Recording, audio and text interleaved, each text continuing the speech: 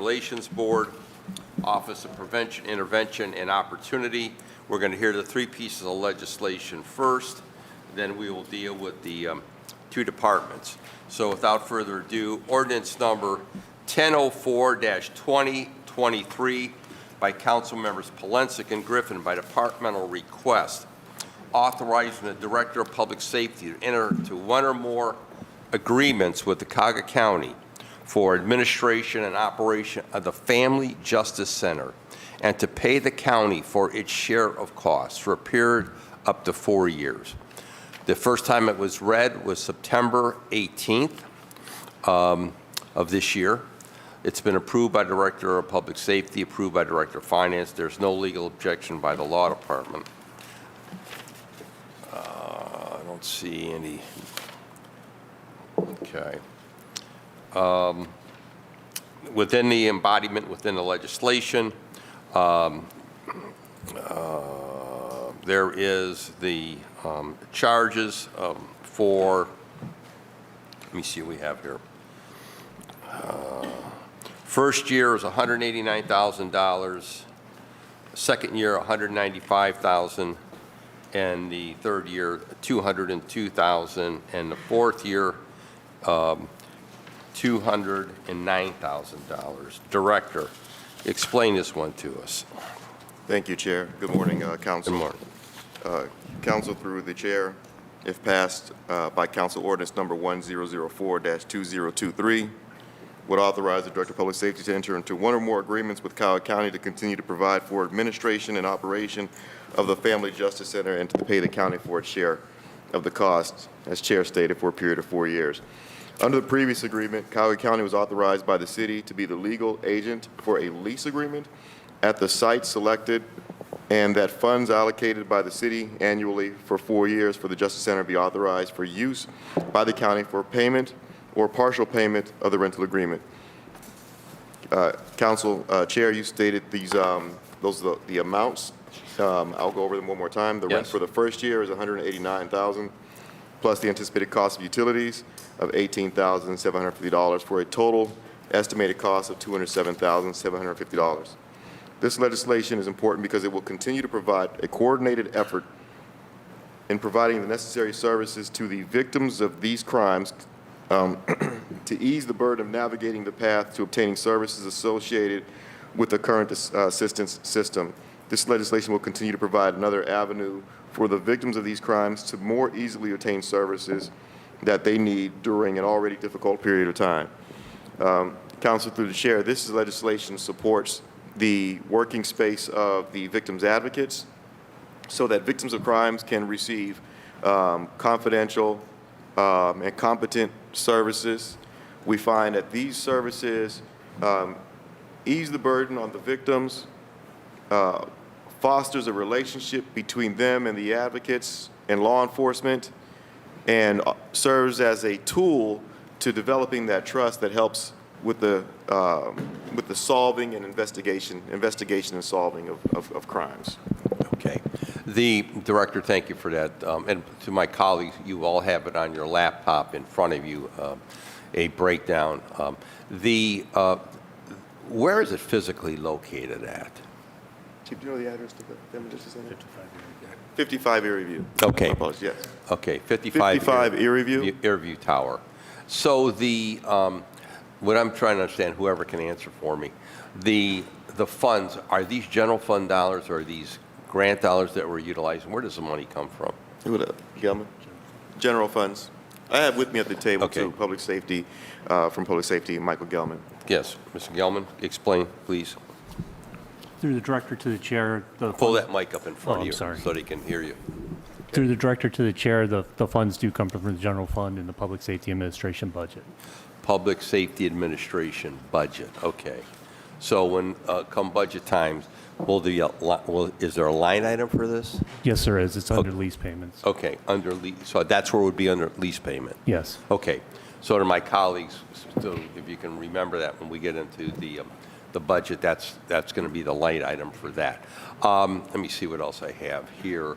Do we have any numbers, statistics, data as to how many folks were serviced?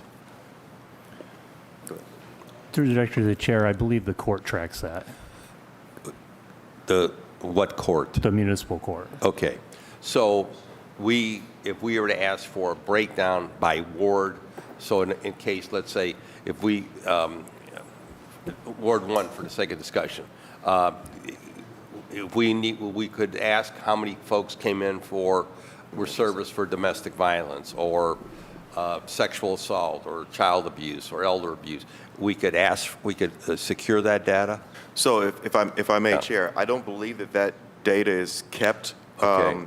in that manner by ward because of the confidentiality that Like- is associated with the okay. victims coming there. Yeah. They do keep I do know that the number of persons is tracked, but as far as identifying information, that's limited.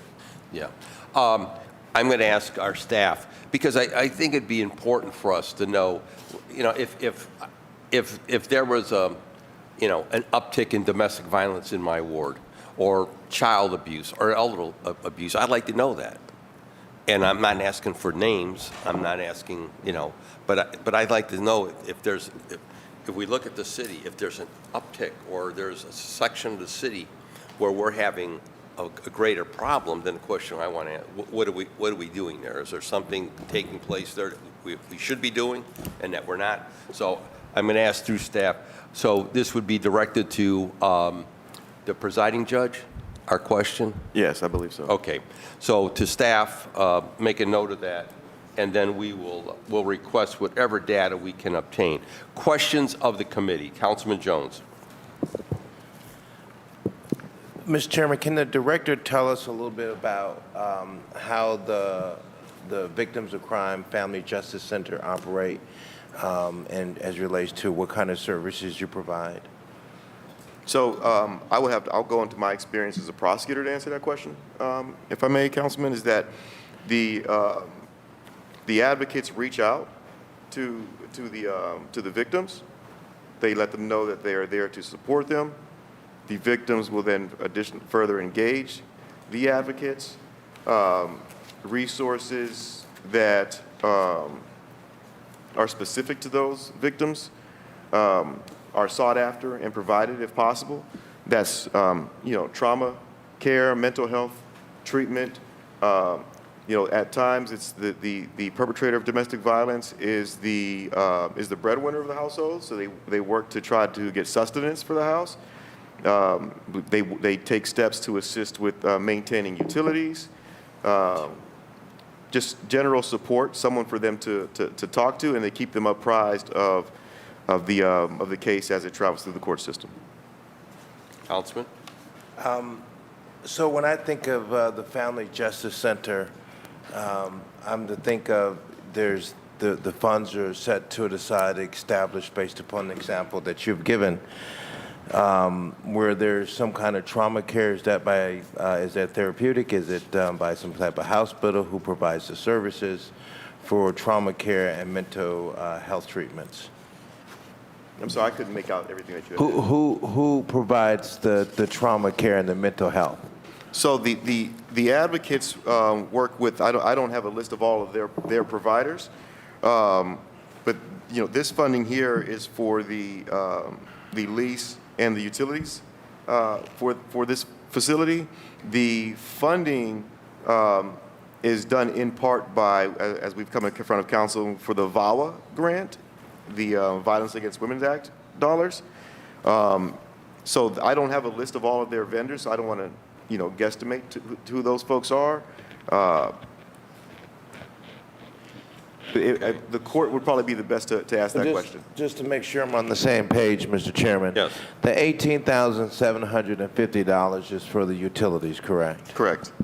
And then you have a scale from the first year to the fourth year, starting at $189,000. So when we talk about utilities, this is for the building of 55 Square. Is that where we're housing this program? That's correct. That's Airview. Erie. Yes. Okay. Yes, that's for the rent and the utilities, the prorated amounts. And so then the $189,000, what is that for? That is for the first year for rent. Okay. And then it goes up to 195,000 on the second year, 202 subsequently, and then ends at 209,000, 250,000 in the fourth year. That's correct, Council. And then, Chair. so this is just utilities and rent is what we're looking at. Correct. And this is this the first time, Mr. Chairman, to the director that we've done this? Director? Now, how long have we paid for it? Go to Mike Gelman. Through the director through the chair to the councilman, no, we've been in a partnership with the Cuyahoga County for the sharing the cost of the rent and the utilities since I believe 2014. So we share this cost.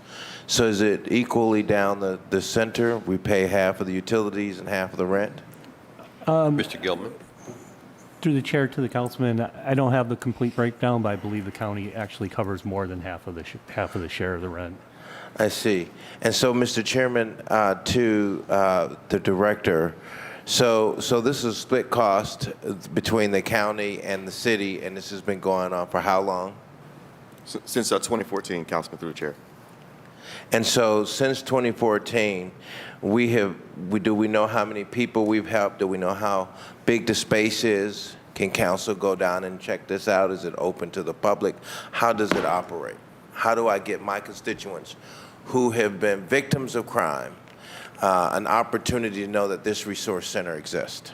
So this is this information is provided by the officers when they arrive on scene. It's also provided by the prosecutors, both county and city. So the victims of crimes are made aware of these facilities. Well, they're not, because in this situation where you're talking about in terms of the police officers arriving on the scene and dealing with an issue, then maybe yes. But when it comes to where we have drive-by shootings, people's houses are shot up, they have all kinds of issues they're dealing with that they don't know where to turn. Can they turn to this location and get assistance and help being a victim of crime? Director? To the chair, to Councilman Jones, as the director stated a little bit ago, in that particular case or the scenarios that you just described, the officers will advise the victims of the various options and services that's available to them.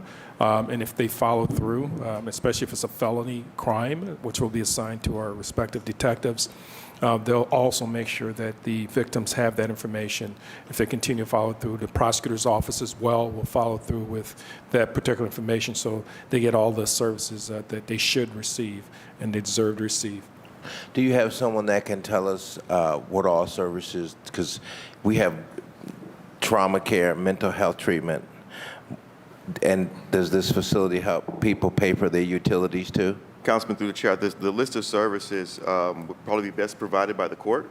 I do know that, and again, from my prosecutorial experiences, that this the Family Justice Center addresses crimes of rape, domestic violence, assaults, those types of child abuse, Elder abuse. Yes. So they have all of that in this center? Yes. So can someone make that available to me so I can have it? Okay, we're going to request that. We're going to request that through the administration and our staff. So we're going to, because I think all of us need to get more information on that. And you know what, Mr. Chairman, to the director, this seems like it's a really great program, and it would be good to have that information in there so that when you come before the table, the council can understand the significance and importance of making an investment at this facility for the utilities and the rent, and that there's a partnership. And here's a list of menu items in terms of services that it provides for the citizens. So when we're sitting here, it's a no-brainer for me to say yes. But if I got to pull it out, if I have to pull the information out to try to understand why we are sitting here to approve this, and we don't have a listing of services, we don't know how this might be able to help our constituency or the relevance of how positive this is, and even understanding just how big this facility is. If we're paying partial payment, it sounds, are we paying half? Or are we paying a third? Is the county paying 2/3 of this? How big is this facility? Because it seems like it's a pretty big facility. how big is the facility, Mr. Chairman, to Does Director? can anyone comment how large it is, square footage? I don't have the square footage with me. I can get that for you, Okay. Councilman. Yeah, and Mr. Chairman, I appreciate the work that the director do. I don't want you to think, but having this information is so much helpful. And then once I've read it, I probably wouldn't have all these questions. Okay. So, Mr. Chairman, we know gonna we pay have a that. facility. We don't know how big it is, and we don't know what the services are at this point. So, Mr. Chairman, I yield the floor to you. Maybe the director, as some of my other colleagues are asking questions, can So, then get this information to us. Before I call on any of the colleagues that have questions,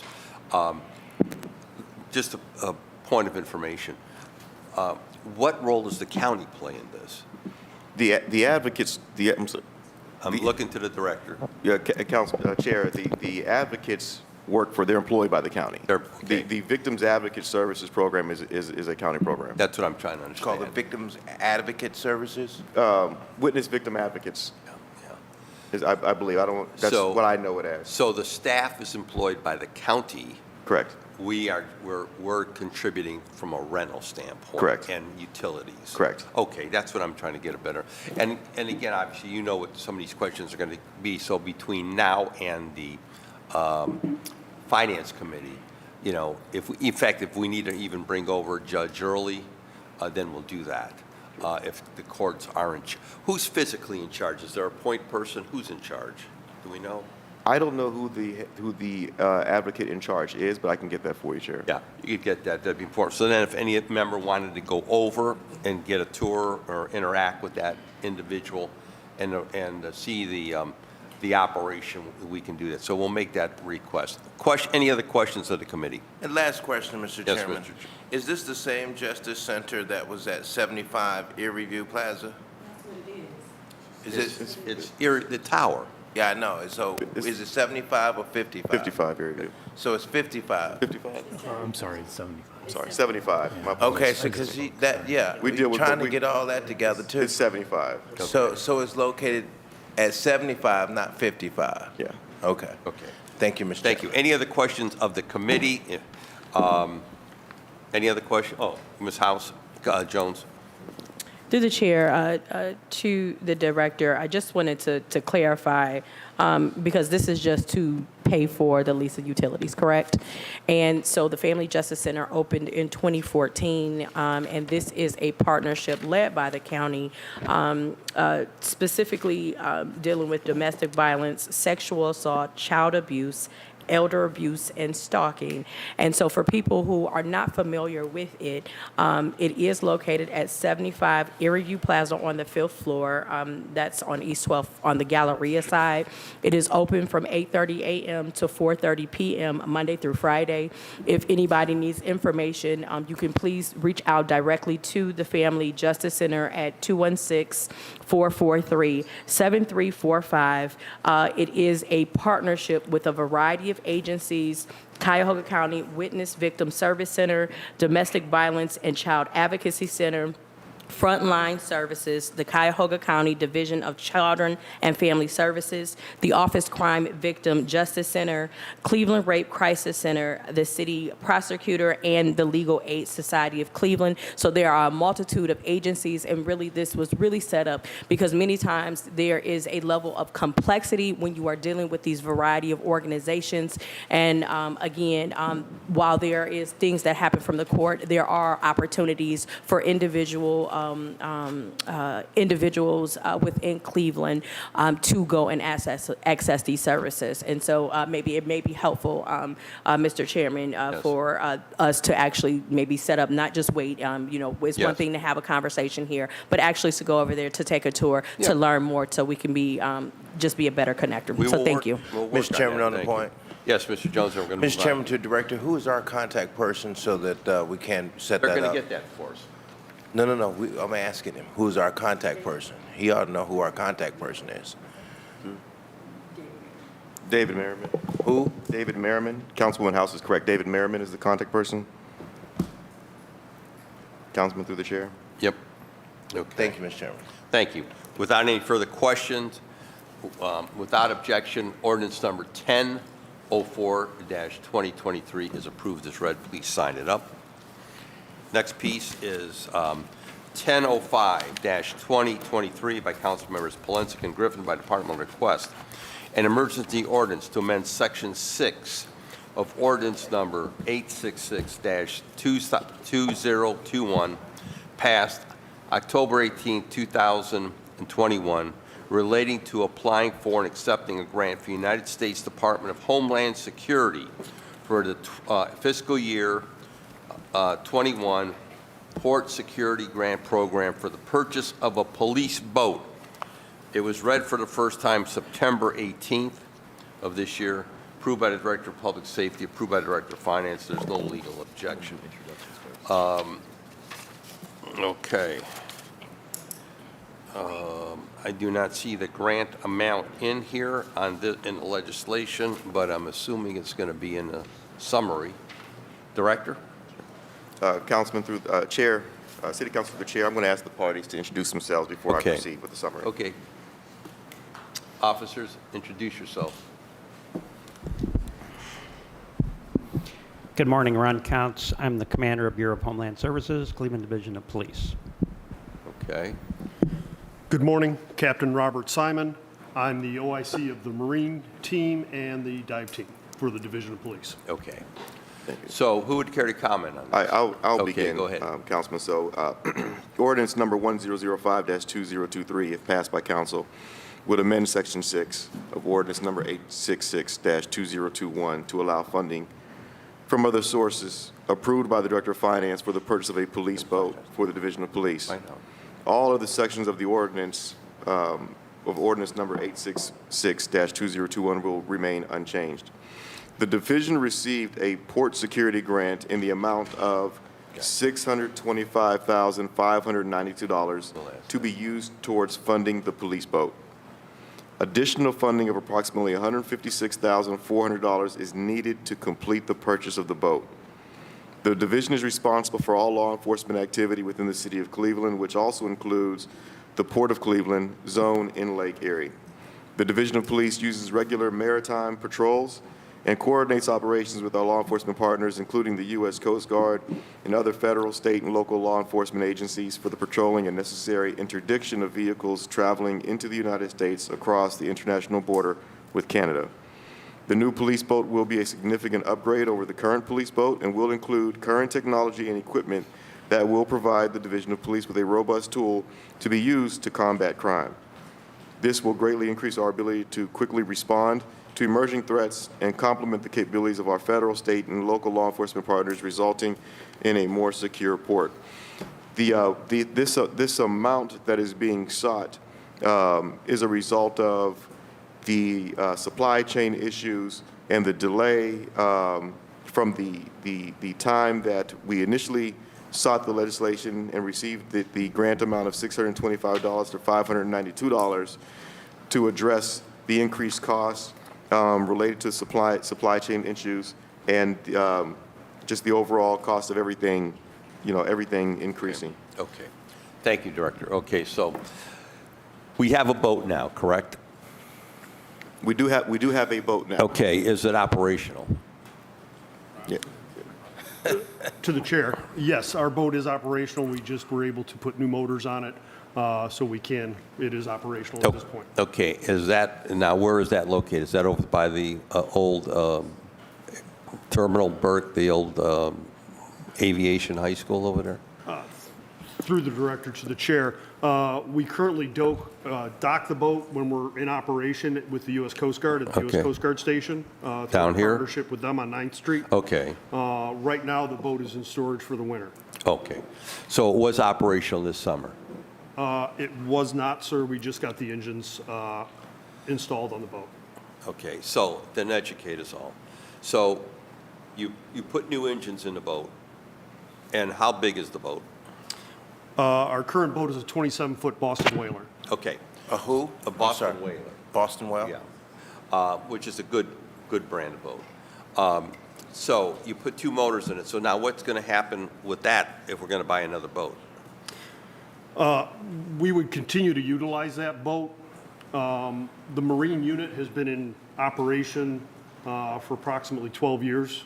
Started out with the NBI grant to do border protection and has expanded from there Okay. to now we do division patrols. It is sufficient for river and behind the break wall. However, the larger boat will provide a better platform if we have to assist the Coast Guard and other agencies with lake operations. The lake can turn up very quickly, and that 27-foot boat's a little rough. Okay, so the new boat is how big? The new boat would be a 33-foot safe boat. And what brand, what model, what brand? The brand is Safe Boat. Safe Boat, Yes. S-A-F-E, boat, okay. And that would go into service when? Once we get the contract in place, it's an 18 to 24-month build. So what the director indicated, because we passed this legislation in 2021 to purchase the boat. Correct. So educate us, what happened? Why don't we have the boat? I'm not completely, Okay. If I may, Yeah. it was supply chain issues. There's Okay. getting component parts that was complicated, and then the Okay. increased cost with the difficulty in obtaining component parts. Okay, so this will be utilized by the Division of Police. How many people will be assigned to it? the team currently has 7 members. We are looking to expand that with some additional training in the spring now that we have our boat operational. Okay, so you would operate, educate us all, you're going to operate this, obviously, when weather permits. Would that be a daily operation or what? Typically, we operate beginning in May through October, November, depending on weather. Under the previous plan, we were operating 2 days a week in partnership with other agencies to Okay. cover the other 2 days. So we were really covering between Thursday and Sunday, the highest traffic days. Okay, because in light of the number of depletion within the Division of Police, you know, to assign 7 officers to that would raise us concerns in light of the fact that we are so depleted in the districts. To the chair, Yeah. to answer your question, this is not a full-time unit. This is Okay. a part-time unit. Okay. These particular officers are assigned various functions and units throughout the Division of Police. So they are working in a part-time capacity and still having their full-time responsibilities So as they well. they would be called up? To the chair, yes. There's a Okay. schedule. Captain Okay. Simon is in charge, and there was a schedule, so these officers are scheduled. Okay, so and you would continue to, Okay. so you would have both, once the new boat comes online in service, that boat would be docked down with the Coast Guard as well? To the chair, at this point, we are looking at the possibility of docking with the new fireboat down at Station 21.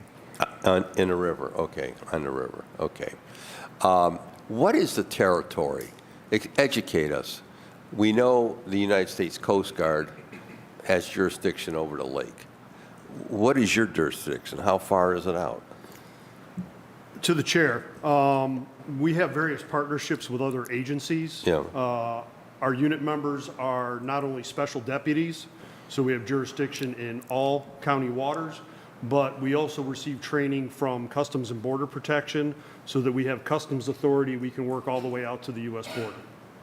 Okay, so it's just not within the break wall. You can go to the U.S. line? Yes, sir. Okay. And Chair, another important Yes, Director. point to note is that the Division of Police can work alongside the Division of Fire when we have water rescue Yes. needs as well. Okay. No, there's no doubt about it. I mean, I've been around long enough to realize the importance of this. I can remember when it was, I can't think of it, if he was a captain or lieutenant, was Delaney, officer, because the boat was named after him at some point, and because sir. of his years of dedicated service to the city of Cleveland. So I think that with Delaney went into retirement somewhere, I guess, right? It did, sir. Okay, okay. Questions of the committee. Councilman Jones, Vice Chair. Thank you, Mr. Chairman.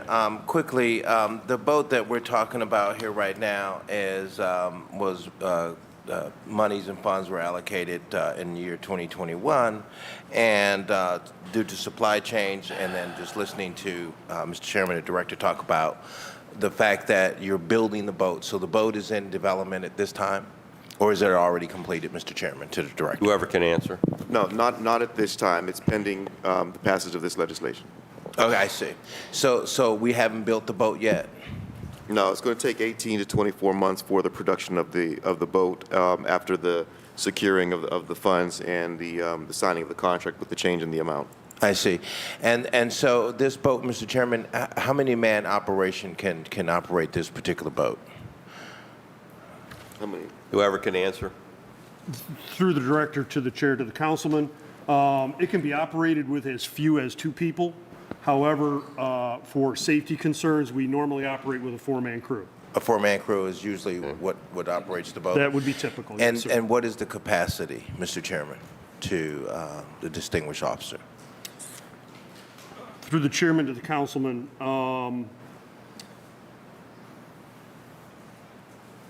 I believe, if I'm remembering the specs correctly, it can actually function with more than 20 people aboard safely. That's great. And Mr. Chairman, so this will be actually a boat that will be functioning in Lake Erie, and will it be used with other capacities, with other agents? It seems like we have multiple agencies that are involved in this, and if that's the case, is this the only boat that will operate in that way, or is there other boats out there that we work with the various different agencies and departments? It will And this operate- is just our boat? It will operate in the river as well. Okay. To the Go ahead. chair, Go ahead. to the councilman, that's correct. We have partnerships with the sheriff department. They also have a boat, ODNR, in the office. And they all have their boats? They have a boat as well obviously the Coast Guard.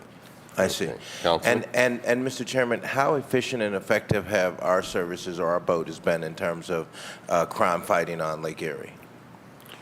Whoever can answer that, if you can. Both of the operations. To the chair, Councilman. As stated before by Captain Simon, our boat was not in the waters this season.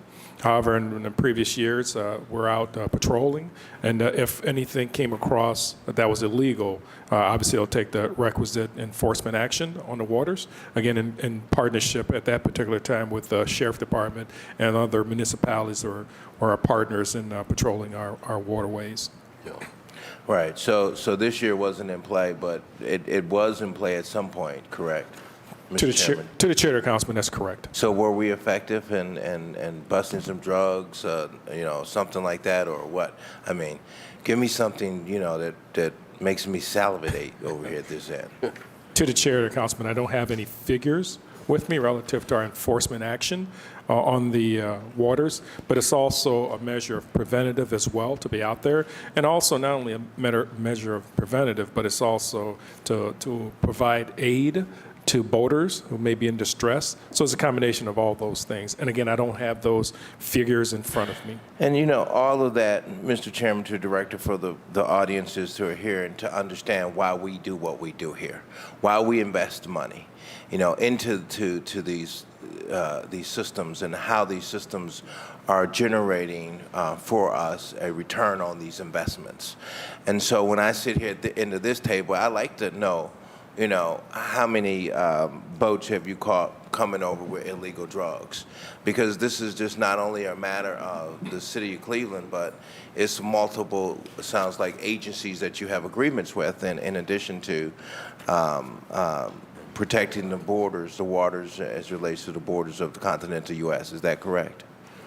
To the chair, that's correct. And I think it's really important that we understand that obviously we want to interdict on the waterways, but I think equally important is the preventative aspect of it and the visibility, have our people out there. So I think that could prevent a lot of things that could take place on our waterways, coupled with, again, to be out there to assist the boating public out there in case they're in distress as well.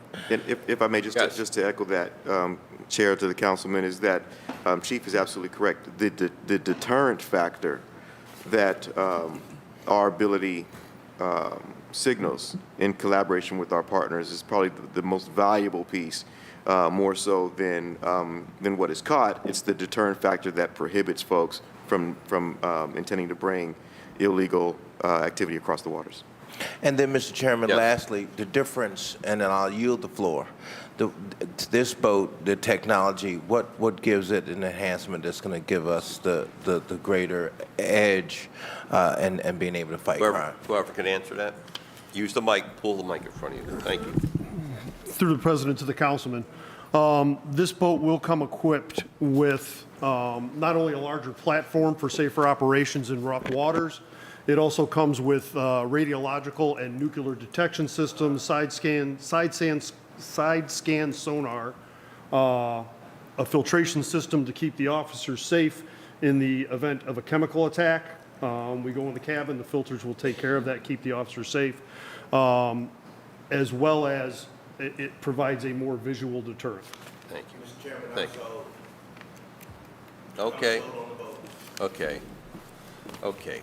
Any other questions of the committee of the acquisition? And you would expect to receive the unit when? Do you have any idea? 18, Chair, 18 to 24 months after my apologies, 18 to 24 months after we deliver the signed contract, and we'll get a timeline from the company for production. Now, we do have to anticipate that there may be some complications here and there, as we saw with the fireboat, because of supply chain issues, but we believe 18 to 24 months. The boat's manufactured here, I hope, correct? To the council chair, it is manufactured in Seattle. Well, that's good to The hear. Washington area, Bremerton, Washington. I was worried about hearing it be manufactured in China. Okay, it's here. That's good news. Okay. Yeah, Councilman, go ahead. To the chair, to the team. I'm just curious, what is the specific training that your people have? I know you have 7 people, you said, for this boat up to the point, so you'll probably have more for the second boat. The first boat doesn't really go out on the lake, is that correct? Or it can a little bit, but not as well as the 33-footer? Through the chair to the councilman, we can operate in all areas of the lake with our current boat. Okay. However, when those seas pick up unexpectedly, it gets a little rough on the 27. Okay. We've had times where we've been assisting the Coast Guard with a search of the lake, and we've been in some pretty rough. It beats up the officers pretty heavily. So this boat will provide a better platform, a more stable platform for the officers. Okay, thank you. Through the chair to the team, looking at what kind, I'm assuming that maybe they at least have to know how to swim, maybe they're lifeguards, maybe they have to have some sort of specific training how to handle a boat. And I know that you said this is sometime part-time. Are these police officers, is that all they do, or are they on a patrol car when they're not working that? Through the chair to the councilman, as the chief mentioned, all the members of my team are assigned to other duties within the city. They have their main duties, and the Marine unit is a part-time.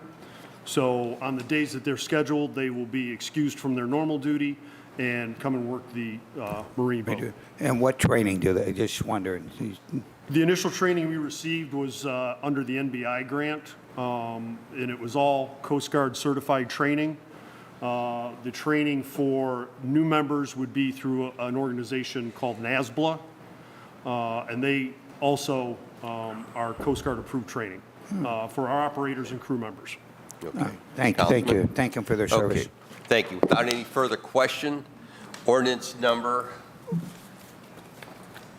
1005-2023 is approved as read. Now, wait a minute, let me see. I just needed to,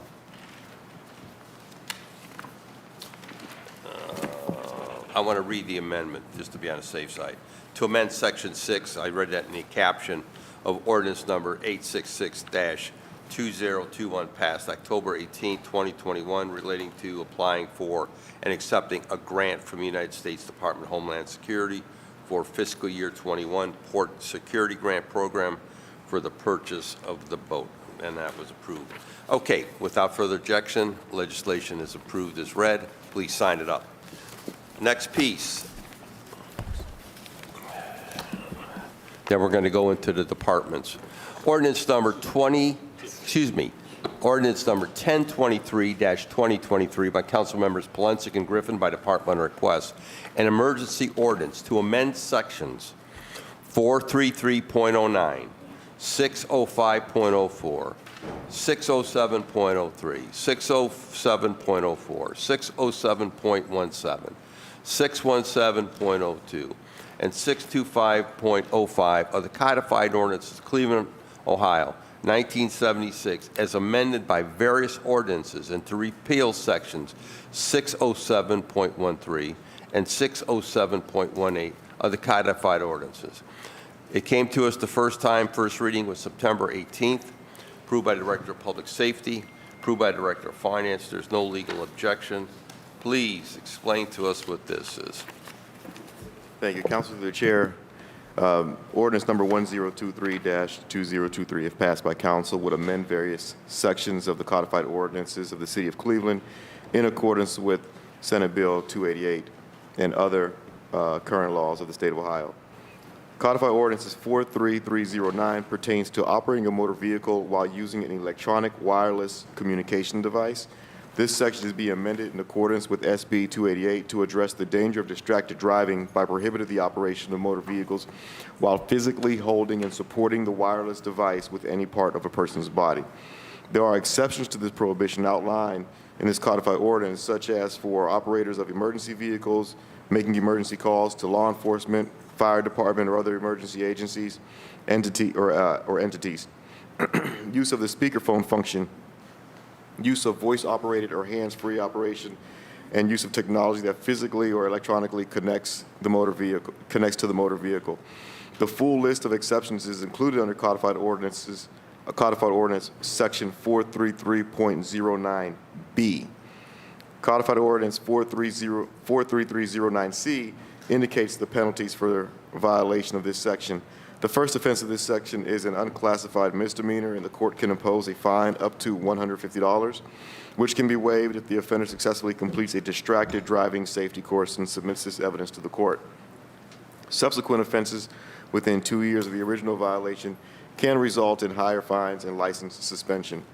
Other codified ordinance sections that have been updated to reflect the current laws of the State of Ohio include disturbing a public meeting, section 605.04, drug abuse, controlled substance possession or use, section 607.03, possessing drug abuse instrument, section 607.04, possession of manufacture and sale of drug paraphernalia, section 607.17, sales to and use by minors, this is in regard to alcohol, and securing public accommodations, section 617.02, and changing petty theft to misdemeanor theft, section 625.05. Further detail with regard to these specific sections are within the body of the legislation. So in essence, and to my colleagues and to the viewing public, we are updating the codified ordinances to reflect changes on the state level. That's correct, Council, through the Chair. Okay. Questions of the committee. Councilman Jones, Vice Chair.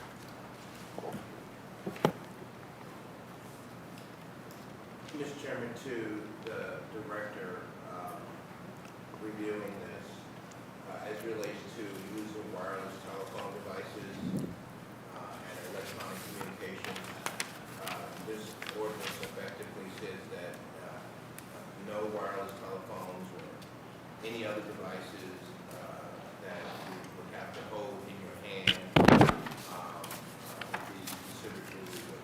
Is that correct?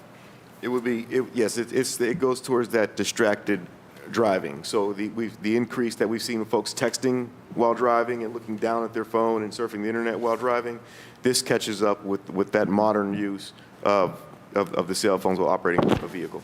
What about people who, now that the technology has advanced, just tells his phone to make a phone call to hear the person talking in the car, vehicle? Would that also be a part of this whole proposition? They can't do that as well? No, this is just for the holding. The specific exception, actually, it's a preference that the phone be mounted somewhere in the automobile and that they speak auditory and keep their eyes on the road, and they tell their phone to call home. So that's okay? That's okay. They do that? Yes. Yep. What about in situations where they may have a headset or a headphone or a piece set and they're still able to listen and then talk to the person in the car? That's permissible. Underneath this is really just to address the people who are holding their phones in their hands. No further questions, Mr. Chairman. Thank you. Other questions of the committee? Councilman? Anybody? Yes. Okay, Councilman. Yes, sticking with the, using the example from the wireless phone, but kind of extrapolating out to the entirety of the ordinance, there is a call out in state law, and it's referenced here in B 3, I believe, that they had amended the state law that you can text while you're sitting at a red light, essentially. Which don't do that, everyone. That's annoying. But I'm wondering, to what degree are there any of these changes where maybe now the state law is more generous than what had been city code? Do we know if there are instances of that? Like, for example, was it permissible until this would pass to text while at a red light, but now state law allows you to text at a red light? So this really kind of spells it out and provides more clarity. With the distracted driving, it was difficult oftentimes with the prosecution of cases to define what that distracted driving was, what it meant. This really spells it out more so clearly, having it in the hand. So, to answer your question, Councilman, is that when we had officers who were conducting traffic stop and prosecuting these cases, the prosecution of the cases was oftentimes complicated with, was the person distracted? Were they engaged in activity that was distracting? And it wasn't as spelled out as clearly as it is here. Okay. And then thank you. And through the chair to the director, I presume I would be correct in assuming that any ability for the city of Cleveland to further define distracted driving in the city of Cleveland, for example, not being allowed to text while at a red light, we would not be allowed to do that under our home rule authority? If the state calls out exceptions, then we're required to be in line with those exceptions. Is that correct? Yes. It kind of goes into what the burden of proof is. So if you have your phone prior to this legislation, the officer, an officer would ask a person, let me see your phone. Let me see what you were doing in your phone. And there's no requirement to hand over the phone.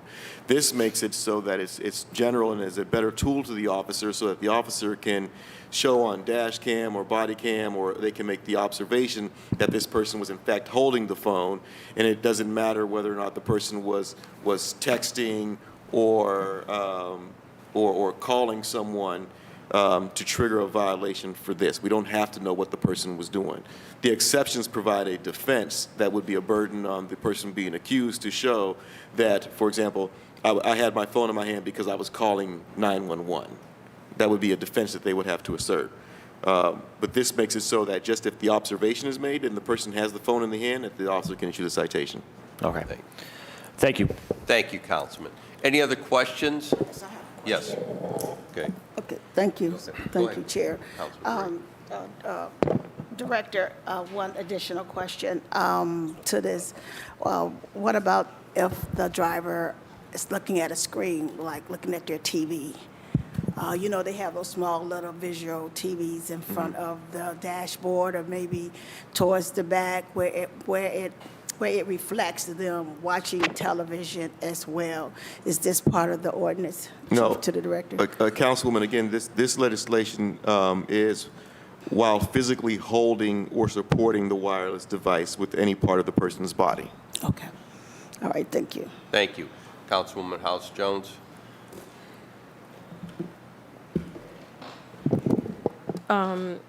So I'm going to, let me go back to it because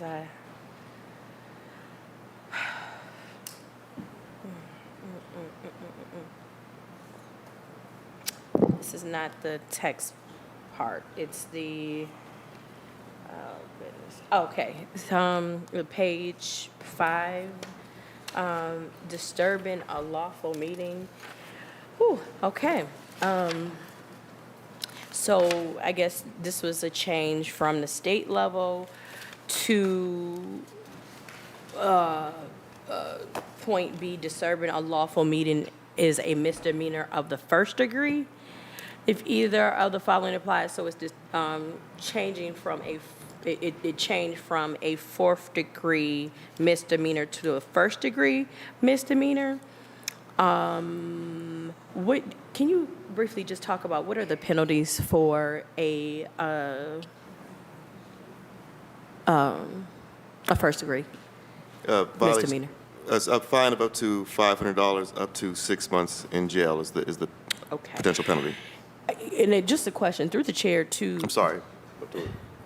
No, I Some- think it's $1,000. My apologies. $1,000. Okay, okay. $1,000, 6 months in jail. My apologies. Yeah, and so, okay, so what happens if we don't approve it? Because then, I mean, when you just look at this section, which is based on the Ohio Revised Code, section 2917.12,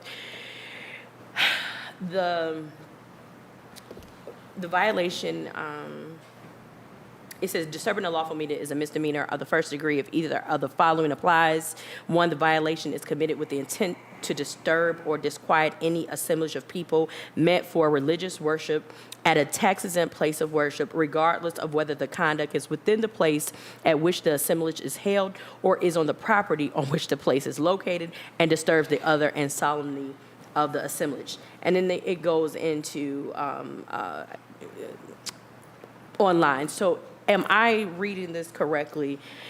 It says regardless of if it's at a place. So for example, if you are here in Cleveland City Council and one particular group finds something that somebody else to,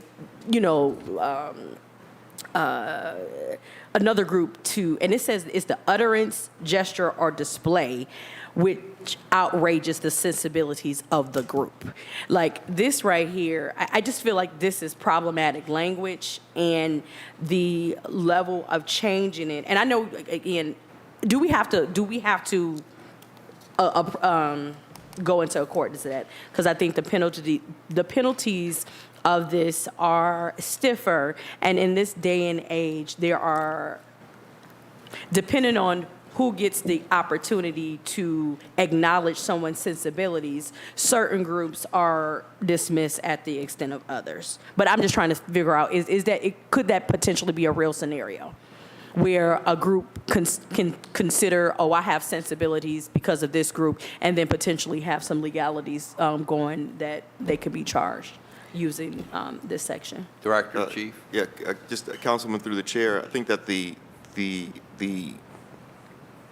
possibilities, with this are numerous. So I would say yes. Yeah.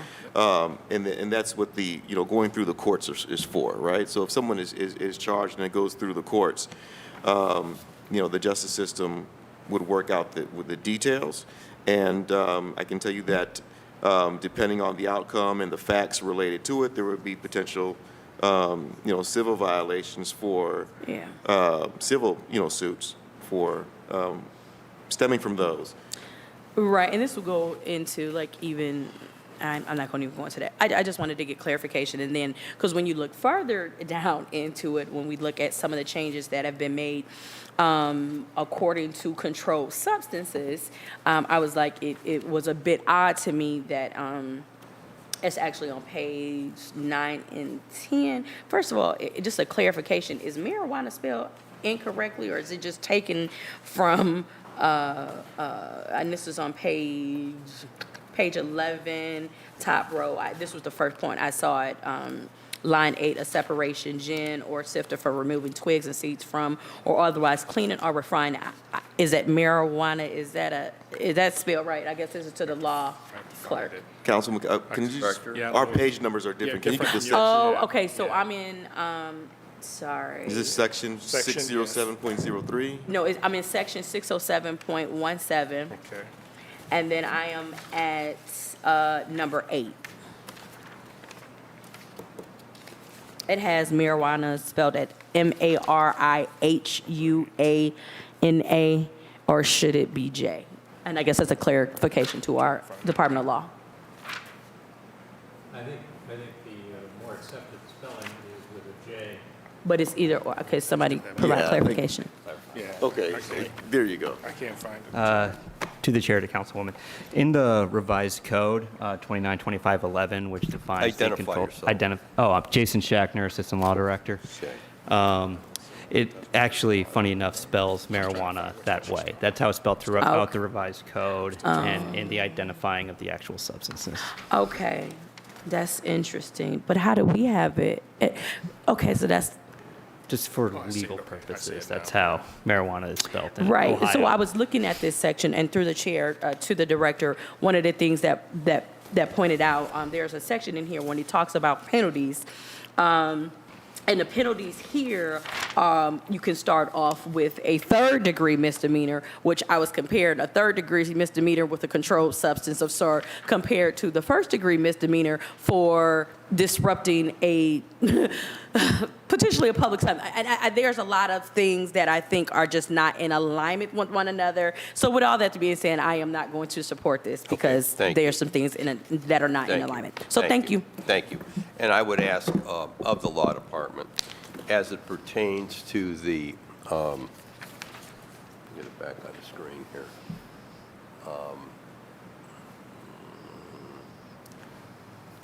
As it pertains to the Executive Summit summary, let me get it on back up here. Is this thing working? Okay. I can't pull it back up on this thing for some reason. I don't know why, but nonetheless. Okay. If you could provide us a more detailed explanation as it pertains to the last section with regard to controlled substances and all that good stuff, more detailed explanation. You don't have to do it today. Provide it to us so we have a better understanding as it pertains to that. For the changes within? Yes, yeah. I could explain real quick what the main thrust of it is to Okay, the chair. then briefly do that. Main thrust is kind of to update the code to reflect state code, which provides an immunity when somebody calls due to an overdose. There is a mechanism that's outlined in the state code that if you have either you are calling someone because of an overdose or a witness calls and they happen to have a controlled substance on them or paraphernalia on Yes. them, that they could get immunity from prosecution if they show evidence to the court, which is simply a statement saying that they are seeking treatment. Okay. And you're allowed to assert that immunity twice before it's not allowed the third time. Okay. So that's the main thrust of the changes. That's the main thrust of that change. Okay, thank you very much. Without objection, ordinance number. Please note, in fact, call the roll, so there's no question. Yes.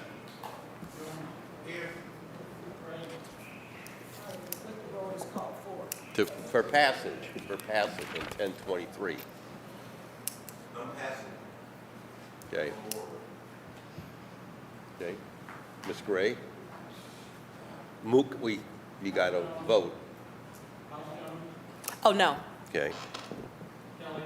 Yes. Ms. Gray? Okay. Okay. To the chair. Wait a minute. Wait a minute. Okay, are you going to vote yes or no? No. No, okay.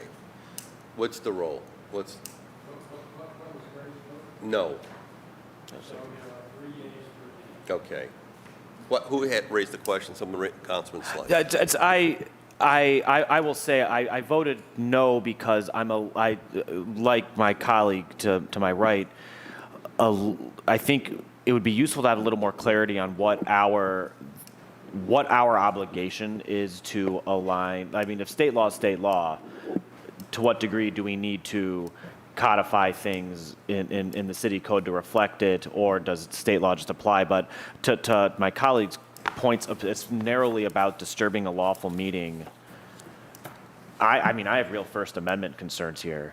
And when we were told a couple weeks ago in our public comment that we're on, like, when we have hate speech in the council chamber and we're required to allow that to continue because Listen of up. protected speech, this section seems to suggest anyone looking to disrupt a lawful meeting, I would certainly say that's disruptive, based on Okay. like a display utterance that outrageous sensibilities that really feels like a First Amendment issue. So I'm surprised that it's in state law, and I'm not sure if Okay. that's something we want to be reflecting in local law to the degree we already are.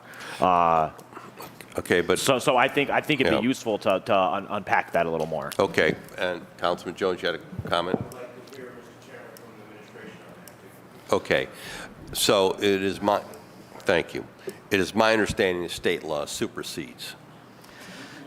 Wait, Joe, I'm asking the law department, okay? To the chair. So they're kind of separate in a way. Yeah. Police, of course, can charge under state law Right. or the city ordinance in that way, city ordinance through home rule. You are permitted to provide penalties that are higher than what state law provides, but they have to be within the misdemeanor realm. However, according to case law for misdemeanors, you could pretty much change anything within the misdemeanor. So if it's a misdemeanor of the first degree, you can make it a misdemeanor of the third degree, second, fourth, lower. Or if it's a misdemeanor of the fourth degree in state law, you can make it a misdemeanor of the first degree in your city ordinances. Regarding the disturbing a lawful meeting, we already have in our codified ordinances disturbing a lawful meeting without the addition of the misdemeanor of the first degree when it has to do with a place of worship. That was added by state law under SB 288. It really is at your folks' discretion if you want to match the state law in that, which just goes to giving, if that were to occur, giving the officer, Cleveland Police Department, the option to charge under the codified ordinance, which more has to do with way certain fines or funds are going with the court. I believe the commissioner. Chief, you know, call back To the on. chair, and if I'm wrong, we have the law department here to correct us, that this particular ordinance change is relative to religious meetings, correct? Yep. Right, only religious meetings. But just Wait a minute, Councilman Jones is still ahead. I just wanted to make sure that they clarify that, because sometimes we were passing off on things, we passed off on something else, and I had some of the administrators on across the street talk about now how this is impacted negatively on their docket, and that they don't have the funds to administrate the decisions we're making here at the table. So I don't want a knee-jerk response, I want clarity. So I just want to make sure, Mr. Chairman, that I'm hearing this correctly, that this is something that is dealing with a religious practice. Can you just, you brought it out a little bit, elaborate a little bit more on it, why it was put in? Whoever can respond. I'll start and I'll go to Jason, if you would. Is that this is the intent is to give folks who are engaged in religious meetings, religious worship, the ability to do so peacefully. That I believe is the intent behind this, so that it's not being disrupted to offend the meeting and the exercise of those religious rights. Okay. And to the chair, I do understand the language that the state put does, and I think this may go to Stephanie Jones's, Councilwoman Jones, I apologize, concern about the conduct. Doesn't it have to be at the assemblage? Right, so that's the part. Or on the property? Correct. Which That's is, the part. Listen up through the chair. which almost seems like it's kind of, so I think the example, the hypothetical that's being brought up, let's say at a public meeting, let's say at a city council meeting, for example, it doesn't even have to be at a council meeting, it could be anywhere. You say something that could cause outrage or affect the sensibilities of a religious group that they then claim impacted their ability to assemble. My reading of this, and due to that this is a new language and hasn't been tested in the courts yet, it appears that the language, it's trying to prevent as a group is occurring. So for example, if someone's on television protesting a certain religious organization or saying negative things about a religious organization while they are actually within their meeting or their assemblage, because that would be a violation. Because you have two different ones. One, of course, has to do with virtual meetings, and we saw that happen when people would get on and make comments, and we didn't really have anything to penalize that. Here, it appears to be, which would be more a question for the General Assembly and what they were thinking. But to me, it appears that they want to prohibit the activity, or at least be able to criminalize the activity of intimidating a religious group that is assembling as they are assembling from outside the property. Okay. Councilman Slife? That's what, to the chair, to Jason, that's what I'm talking about, is because I do not think we in the city of Cleveland should be codifying things, and I'm actually about to look up, because it's in here, of who were the sponsors of the legislation, but I'm going to let my colleague lead, because it is usually not good tent. Yeah, I mean, to me, to our attorney's point, if someone walks into a house of worship, that's trespassing. That to me, that's cut and dry. That I think there's existing law for that. But I'm wondering if a religious organization were to pull a permit to have a ceremony at the Free Stamp, and there's like counter protesters on the other side of Lakeside Avenue. While I may find the ceremony objectionable, I may find the counter protesting objectionable. To me, it almost doesn't matter. I'm worried about us getting into a situation where we are restricting the free speech of either side, and honestly, what the repercussions are to us if we get sued on First Amendment grounds, and now we are being brought into court and having to pay financial penalties for something that just on its face seems to violate what I've understood to be the First Amendment. I mean, if you go back 20 years, you remember there were the people who used to protest the soldiers' funerals. Like, that's terrible, but that was protected speech. That's what the First Amendment is, and I worry that the General Assembly, for political reasons, is trying to overcorrect, and I don't want to be put in the situation where we're having to pay for their fault, essentially. So let me get some clarification here, so we can. There was a 3-3 vote. So what happens with that? The piece would move on to the Finance Committee, but between that, I would officially ask for the Law Department to give us a broader explanation as to that section. Specifically that section, a broader explanation for all members of council, because obviously this issue will come up before the Finance Committee, and I'm sure the council president is going to want clarification before that, okay? So are there any other questions? Mr. Chairman, yes, I had the floor, Mr. Jones. so I didn't mind yielding. Oh, okay. Go ahead. So, to my colleagues, one of the things, Mr. Chairman, because this is not just talking about that particular section, there's a whole host of changes, Mr. Chairman, to the distinguished gentleman. Are you with the Law Department? Yes, he's with the Law. To the chair, yes. Okay, I'm sorry. What's your name? Jason Shatner. Is there, now, it seems like you're kind of concerned with the whole proposition as well. Is there anything in this document that we should be concerned with in addition to that? To the chair, I wouldn't have helped draft it if there was any real concern with So anything you that's helped in to there. draft this? Yes, that's part of my role in the law department. I did review SB 288. I did review the ordinances that it did impact, and then these are the changes that reflect the changes due to Senate Bill 288 that passed. And Mr. Chairman, the proposition of changing our ordinances to reflect was for what purpose?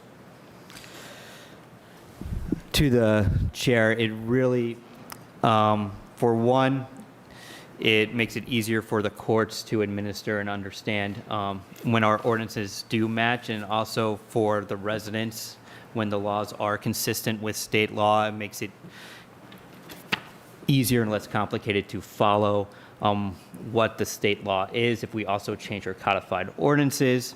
Also, with in terms of jury instructions and case laws that are on point, there are more abundance case law, and the Judicial College does write jury instructions, that committee, pursuant to state law. We don't have specific jury instructions that are written for codified ordinances throughout all the municipalities.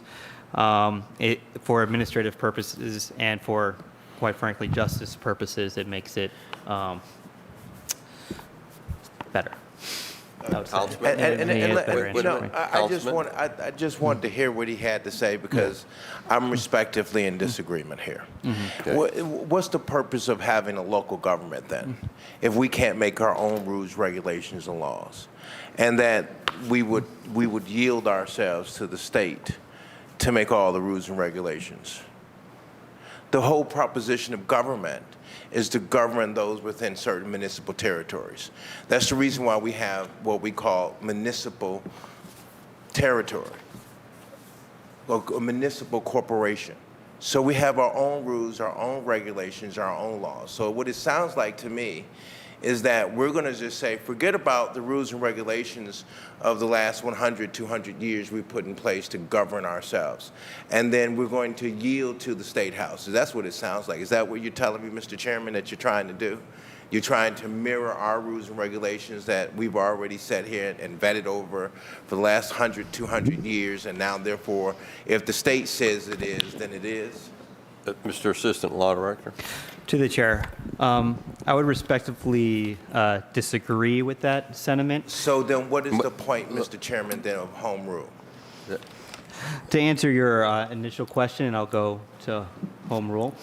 So, of course, the body, the city of Cleveland, does have the authority to either accept or decline these recommendations. In terms of the first one, operating a motor vehicle while using electronic wireless device, the initial ordinance was a lot narrower.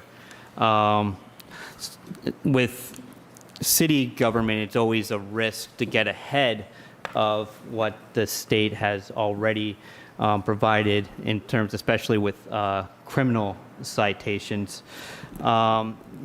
It also shows kind of a change in the acceptability of certain behaviors throughout the state. For example, the one about distracted driving, our previous ordinances recognized that text messaging was becoming a problem, and so were smartphones, and people were looking at their phones. The state law goes further for the protection of our citizens and our drivers and pedestrians by saying don't hold your phone at all, but also provides a list of exceptions to that, which in that case, it's up to council to decide if that is prudent or not. With the others, there has been a change, especially with the talking about the controlled substance legislation and paraphernalia legislation. There has been a sea change that I think is reflected too in council's attitude over the past 5, 6, 7 years, and many municipalities especially with the opioid epidemic, to not penalize people that seek help or not penalize people that call EMS or the police when there's an overdose occurring, because what we were seeing probably 6, 7 years ago, before these changes were made at the state level to provide this immunity, was people would just run. Someone overdosed, you ran, because there were drugs in the home, somebody had drugs on them, someone was on probation, or community control as it's now called, and they didn't want to get in trouble, so people would die because of that. So that change in the state law, we find it prudent to mirror that type of change within our codified ordinances. And just because, and also, it would be I'd be neglectful in saying, and I'd be lying if I didn't say this, that seeing what happens in the state law and then reviewing our municipal codes every now and then to see if the matching it and makes sense kind of triggers a review of our criminal codes, which, due to the many things that the law department and all of you are responsible for in keeping the city running, sometimes things fall behind and don't catch up with the changes in state sentiment or technology or the direction that case law is moving. So in particular, the disturbing a lawful meeting, this is when we provide legislation for your review, when the Director of Public Safety does, especially when it has to do with changes in the state law, I would personally, I see that more of providing notice that, hey, there's a change in the state law. This is the attitudes that are going. Our ordinances are out of step with the state law. If you would like to, because we're not mandating anything here. We're not the decision makers at the end of the day. You have to vote on it. If you would like to take up that change, here it is, and here's the context following it. In terms of home rule, as being an attorney for the city of Cleveland, I do agree that home rule is very important and is what makes us responsive to our citizens and our residents here in city of Cleveland, that we do have to, every now and then, what's provided by the state may not be what works best for our residents. So that's when you have the opportunity to make changes within what the law allows, which is, again, in terms of criminal, which is what we're talking about, criminal provisions, that you cannot turn a felony into a misdemeanor, you cannot turn a misdemeanor into a felony, but within the misdemeanor realm, you could go wherever you want with it. Right. Okay, Councilman Jones. Yes. Mr. Chairman, just listening to the gentleman and not really having clarity, and that's to open up a whole nother can of worms in my thought process over here at the end of the table. And just due to the fact of time, and then looking at the piece, I'm going to, Mr. Chairman, change my vote. Okay. Hold this piece in committee. Don't allow for it to go to the finance, and so that we can take a further look into this and open up and see what's up under the cover. Okay. Thank you, Councilman. So, that being said, as I've asked for a broader explanation, if you can provide that to us as it pertains to those sections, without objection, we will hold a piece. We have two departments that we have to deal with. So at this point, ordinance number 1023-2023 is held for further want of information. Thank you very much. Madam. Yes, okay. Okay, Director-in-Chief, and by the way, as of today, I don't know if you have the numbers. Do you have the latest numbers on the Division of Police, how many officers we have? To the chair, if you give me 1 second, I can give that And then information. also with regard to number of homicides. To the chair, I can answer that. We have 150. 150 150, yes, sir. homicides. Okay. I'll give you the information in 1 second. Yes. Chair, I'm going Yep. to have that summary is going to be drafted and sent to you, the one that you would. Good. Beginning of the end of the week, it'll have all that information. Okay. So I need, again, he told us the number of homicides. We need a number of police officers presently within the ranks. Sure. Thank you. And Chair, if there's anything else that you want to add in that report as we draft it. If I do, I'll get it to you. We Thank appreciate it. Thank you. Thank you very much. Okay. Did you have the number?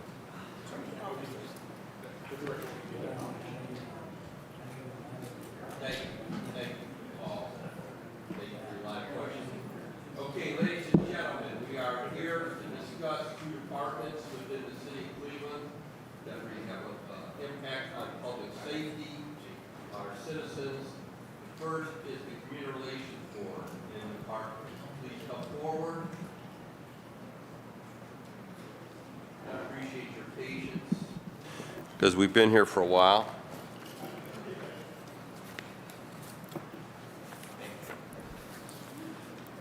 Director, welcome to the table. Introduce your folks, whoever else is coming to the table.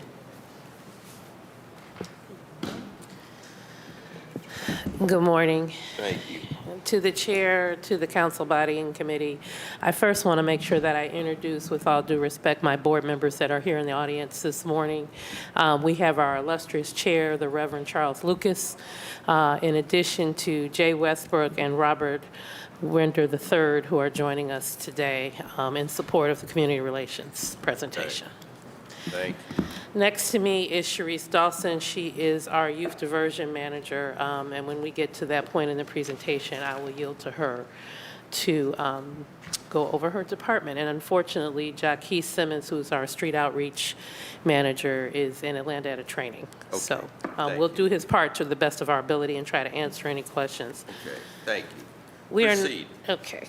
To the chair and to the committee, we're not going to go over every little detail, but you know our ordinance, so we can skip that. I do want to highlight our new board members, which is the next slide after this one. We do have 3 new board members, actually 4, which is including now Councilman Starr is our council person that is on our board. In addition to Jay Westbrook joined us this year, Robert Brender joined us this year, and Luz, and I'm sorry for the typo, it's actually L-U-Z, Pellet joined our board this year. I've put in your packets, per the request of this table, the terms they started as well as the terms that they end as a board, so you all would have that information. I'm going to go ahead and proceed with our organizational chart. With our organizational chart, we are still intact with the exception of we lost Ciesha Danley this year, who was our district rep manager, so that is now a vacant position. And she also covered the downtown area as a rep. We also have the district rep 3 vacancy, but we hope to have a candidate within the next 2 to 3 weeks. So your budget for how many staff people? I don't have that number in front of me right now. But I'll get that to you, what we're budgeted for. And we're still looking for a budget analysis at this time. But for the most part, we were able to add additional street outreach individuals. We were able to add 3. So now that gives us a total of 6, and that's including the manager of who we have. Because we only had 3 when I was at the table discussing budget previously. We can go to the next slide. With the district representatives that cover the 5 districts, again, I'm fully staffed with the exception of, you can go to the next slides. With the exception of District 3, we're in the process, so like I said, of interviewing individuals with regards to that particular district. I just want to highlight some of the accomplishments. We can go to that slide, Sharice. That's the next one. Thank you. So the accomplishments of the district reps, they have been able to complete conflict and resolution training, stop the bleed training, which they hadn't had conflict resolution updated training in probably about 5 years, according to them. They have done over 1,000 touches to people in the neighborhood, supplying information, events, and programming. They've completed all the safety walks with the mayor and council persons this year, as well as we were able to bring back the East Side Night Out on Crime, which was the largest attendance since 2018. We can go to Matrix. And their Matrix, this is like the number of complaints as a whole that they've had up to September 30th. So a lot of the information with our Matrix goes up until the 30th. I have provided most of you, and it's also in your packet also, as a 6-month review, because I was able to actually physically give that to a lot of you. But as you can see, we have 228 complaints. We've been able to be a part of over 1,000 promotional events where we've sent out information. We have co-sponsored 23. And we've done about 79 mediations to date within the neighborhoods. If you want this by your wards, I can go ahead and supply that as well. If you want to know in particular which wards, what your complaints and your resolutions look like and where we referred them, I'll be happy to supply that data. Yeah, and as we move toward budget, we're going to be asking all departments and divisions, wherever they can supply ward-based data, so we can get a better picture, and I want to say that in general to the administration, where we can pin stuff down on award-based is going to be very helpful for us because, so we can get a better understanding, especially where maybe what sections of the city there are growing conflicts or growing issues, et cetera, et cetera. Thank you, Director. Sure. To the Continue. chair and to the committee, one of our hopes is with the district reps is also that we can give you like the actual neighborhoods, because even though it says wards, within your wards, you all know you have many different Yes. neighborhoods, whether it's the north, the south part, whether Yes. it's Lower Valley, Lower Central. We want to be more clarity so you can have an idea of where we're actually receiving the complaints. Okay. The next coverage we want to do briefly is about our cultural liaisons, and I'm just going to go kind of straight to their accomplishments. They have been able to translate in 4 city documents from different departments, such as sustainability, community development, and also has been working with the 311 scripts. This, again, is in Mandarin for our Asian liaison and also Spanish for our Hispanic individuals. We're still working, we work closely with Global Cleveland to work on other translations. We were trying to come up with a top 5 and top 6 kind of level of translation in languages spoken in the city so we can better help have those languages on hand for anything in regards to city government. We celebrated for the first time 3 different countries where we raised the flag in front of City Hall, and I know I forgot the one, but it was Puerto Rico, Dominican Republic, and we also had the Mexican consulate because they had their Independence Day here. What was intriguing with those that don't know about the consulates that are assigned by the President of the United States, they're usually assigned 6 to 7 different states within their regions, which means they have multiple cities. For the first time, the Mexican consulate chose Cleveland to be here for our Independence Day as well as our Hispanic closing ceremony.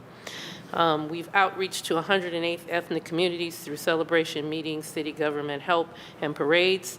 Our liaisons also have done a lot of translation, and we've been working closely with the OEO department to make sure they understand the MBE, WBE application process, as well as understanding our CBA process. Right. And we brought back the National Day of Prayer in the Rotunda. And their little matrix, which is the next slide, talks about the number of cultural events that they've attended, the number of one-on-ones with community members, number of language translations, and number of cultural planned events they've done. And of course, because our Hispanic community is growing, that's why that number is so large. Okay. Getting into youth diversion, I'm now going to yield to Sharice Dawson, who's the manager, to go through those slides. Ms. Dawson? Good afternoon, good morning. Through the chair to council, the Youth Diversion Program is a joint effort between the City of Cleveland and Cuyahoga County Juvenile Court. The program's goal is to divert youth offenders who have committed nonviolent, low-level offenses from the official court process. The Youth Diversion Program addresses the youth's delinquent behaviors and resolves the matter in the community while still holding the youth accountable for their actions. How it works: when a complaint is filed against a youth, the Cuyahoga County Prosecutor's Office will determine if a youth is eligible for the Youth Diversion Program. If eligible, they will forward the youth's information to the Cuyahoga County Juvenile Court's Early Intervention and Diversion Center, where the staff will complete risk/needs assessments on each youth. The EIDC staff will then refer the youth to the Youth Diversion Program. The Youth Diversion Program staff will contact the parent and guardian and offer the diversion program. Participation is voluntary. Each youth that agreed to participate will attend a diversion meeting with their assigned caseworker. At the diversion meeting, the caseworker will give the youth accountability-based assignments to complete and will refer them to community resources as needed. Once a youth completes their assignments, their case will be closed out of the diversion program and the EIDC staff is notified. Youth who reoffend or fail to complete assignments will be terminated from the program and referred back to the court for further action. All righty, I'm going to move on to our accomplishments as well. And as of today's date, we've had 53 youth successfully complete the program. 114 youth were referred as of today's date, and 61 of our youth were linked with employment opportunities. And this right here is our metrics that we actually started this year with the help of Urban AI. So 112 youth, as I stated, were referred to our diversion program. The average age is 14 and a half. The average days that the youth are in our program is about 159 days. And on the side, it is broken down in reference to where the youth reside, which wards. That's on the side. It's kind of small, so I can't read it, so Yeah, it's in I your guess packet.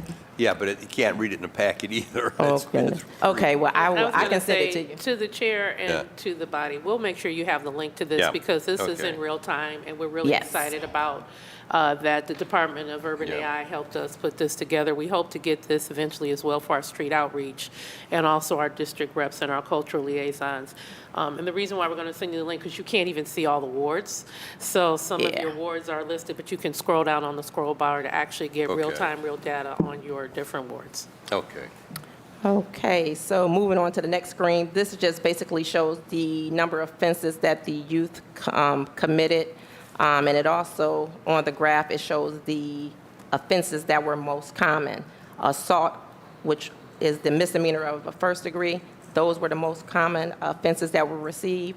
Second place was assault, the felony of the fifth degree, and third was domestic violence. Oh, God, what did I do? I'm sorry, let's see. All righty. And again, these are numbers that I think we already went over, but in 2023, as of right now, 53 youth successfully completed. That's what that should say. Okay. We'll move on to street outreach, and I'll turn it back over to Director. So to the chair and to the committee, with street outreach, I'm going to go kind of right to their accomplishments as well. Okay. Instead of just going over the programming, because we've shared it before at the table. So for the accomplishment, we've had a huge success with our 3-on-3 basketball safe summer program. We engaged 225 youth, and that was with 10 neighborhood rec centers that worked with us, neighborhood rec and resource centers that worked with us. We received a grant from the state of Ohio to increase support with mentoring and job placement for those returning home from the Ohio DYS, and that's of a $2.1 million grant, and we actually will be having staffing for that starting within next week. We will have a data person that will be focusing totally on this grant, and in addition to 3 street outreach additional workers, they'll be specifically focused on the 3 DYS centers. So I want to clarify that as much as possible, because most of the staff also has to split their time between the centers, the high schools, the rec centers, and the neighborhoods. So I want to emphasize that. The street team has strengthened relationships within CMSD. They have a presence in 9 high schools. In Safe Surrender, we have been able to have 8 youth with alternative programming from facing incarceration, a second from getting reincarcerated, and 3 youth that have turned themselves in before because they were on the run and they had committed a crime that we've been able to talk and get them to turn themselves in. And with some of their matrix, and I know it's kind of small and I apologize, the number of youth to date, and again, this goes up to October 1st, we have 89 youth that are in the 3 facilities. And again, to explain the 3 facilities, they're Indian River, Cuyahoga Hills, and Circleville. We occupy 70% of the population in these facilities, so that's why these 3 have been identified and where we do a lot of our work, and alongside of Guidestone. The number of youth that have come home to date and have been assigned to mentors is 50. We have made 40 appearances in court, accompanying youth to court. We have 6 that are working, 7 enrolled in school, 1 youth in college. We've lost 4 to violence. We've had 9 that have returned, basically back reincarcerated. And the number of youth murdered for this year, this far, we've had 3. And the youth in school and a part of groups with the teams in the high schools is 76. And lastly, we're going to cover briefly is our grant and professional services. I know at the beginning of the year, we did an emergency. Just a point of clarification. Sure. So youth lost to violence, and then youth lost to murder. What's the difference? I'm sorry, it actually is a duplicate number. It really should be 3. We didn't take it out. So the violence number should be removed from the thing, and we'll give you an updated chart. Okay. Okay. I apologize Okay, that's for all that. right. Go ahead. So with professional services, earlier this year, we did an emergency, well, it might have been the end of last year, an emergency order for the Cleveland Peacemakers Alliance for $300,000. To date, we have not been able to get into a contractual agreement with Cleveland Peacemakers Alliance. A lot of it is because some disagreements on the territory identified, as well as manpower. They don't have the manpower, unfortunately, to be in the neighborhoods as we kind of need them to be. So we are we are in the presence of renegotiating this contract.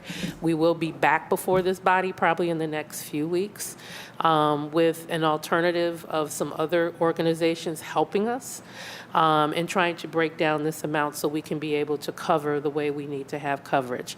Cleveland Peacemakers Alliance will still be a part of this formula for us. We still do need to utilize them as far as our hospital notifications. But again, in the areas that we identified, which were hot spots as far as youth violence in the city, they just did not have the manpower, the physical manpower to be in the community as we needed. The other grants, as I stated, we have the State of Ohio Criminal Justice ARPA grant, which is for $2.1 million, and again, that's to help with DYS and mentors. And then Sharice's program, the Youth Diversion, has a grant of $77,000 this year. Okay. Again, thank you, Director, for coming to the table. So let me get right into it. Your total number of clients served, when you look at all your activities, you have a round number, what that number would be? To the chair, I guess I would need more clarity. Are we speaking of youth or just total residents or total overall? Total overall. That's a big number. Okay.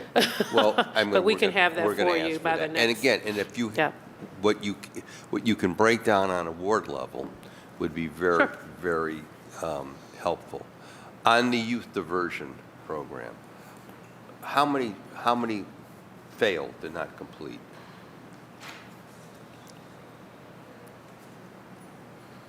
That had to be remanded back? To the chair, as of today's date, 44 youth were returned back to the court. Okay. Your present staff, are there any vacancies at this point? To the chair and to the body, yes, we do have a total of 4 vacancies. That would be the budget analysis position. That's the downtown rep, which is also the district manager, the District 3 rep, and then there's another position that I have to look back and see, but they tell me I have 4, but I know I have 3. So you have 1 district rep that would be open? That's correct. That's to the chair. That is the District 3 position, which covers Ward 7, Wards 5, part of Ward 6, and Ward 3. So at this point, how many violence interrupters do you have? To the chair, to the committee, we currently have 6 violent interrupters. I have the manager who covers all of the city, and then the rest are assigned by police district. Okay. That is of great concern to me because we all see the growing crime rate in the city. I was just looking at the numbers yesterday. Every indicator seems to be up. And we are now ranked, unfortunately, as one of the most dangerous cities in the country, which is very troubling to me. From the people that I talk to in the street, I hear repeatedly that the plea or the call for more violence interrupters in the neighborhood, based on the 5 police districts we have. So you have 6 for the entire city. It's not enough. It's not enough. I'm hearing, now wait a minute. Okay. I'm hearing from people who are in the street that we need at least 2 per ward, possibly 4 per ward, who can get out there and do the street intelligence, the interaction that we need. So, again, go back to your with the no, right there, that one, no, the one that just about the with the Cleveland Peacemakers Alliance. If we can't come to terms, or we can't then why aren't we just utilizing those funds to hire additional people internally? To the chair and to the committee, you are correct that we should have 2 to 4 doing this work. We do work with other organizations that are also partnering with them doing this work. But all of us, what we're realizing across the board in this work, it is hard to find people to do this work. Okay. They are afraid of the violence. They are not feeling comfortable going in some of these high gun violent areas. So when we actually interview them and tell them that this is not your every 8 to 5 position. Okay. That's kind of hard. It doesn't become as attractive. And it's also making sure that they have the credibility that they say they have within the streets. Because as you just said, the streets know the streets. They know Yeah. each other in these neighborhoods.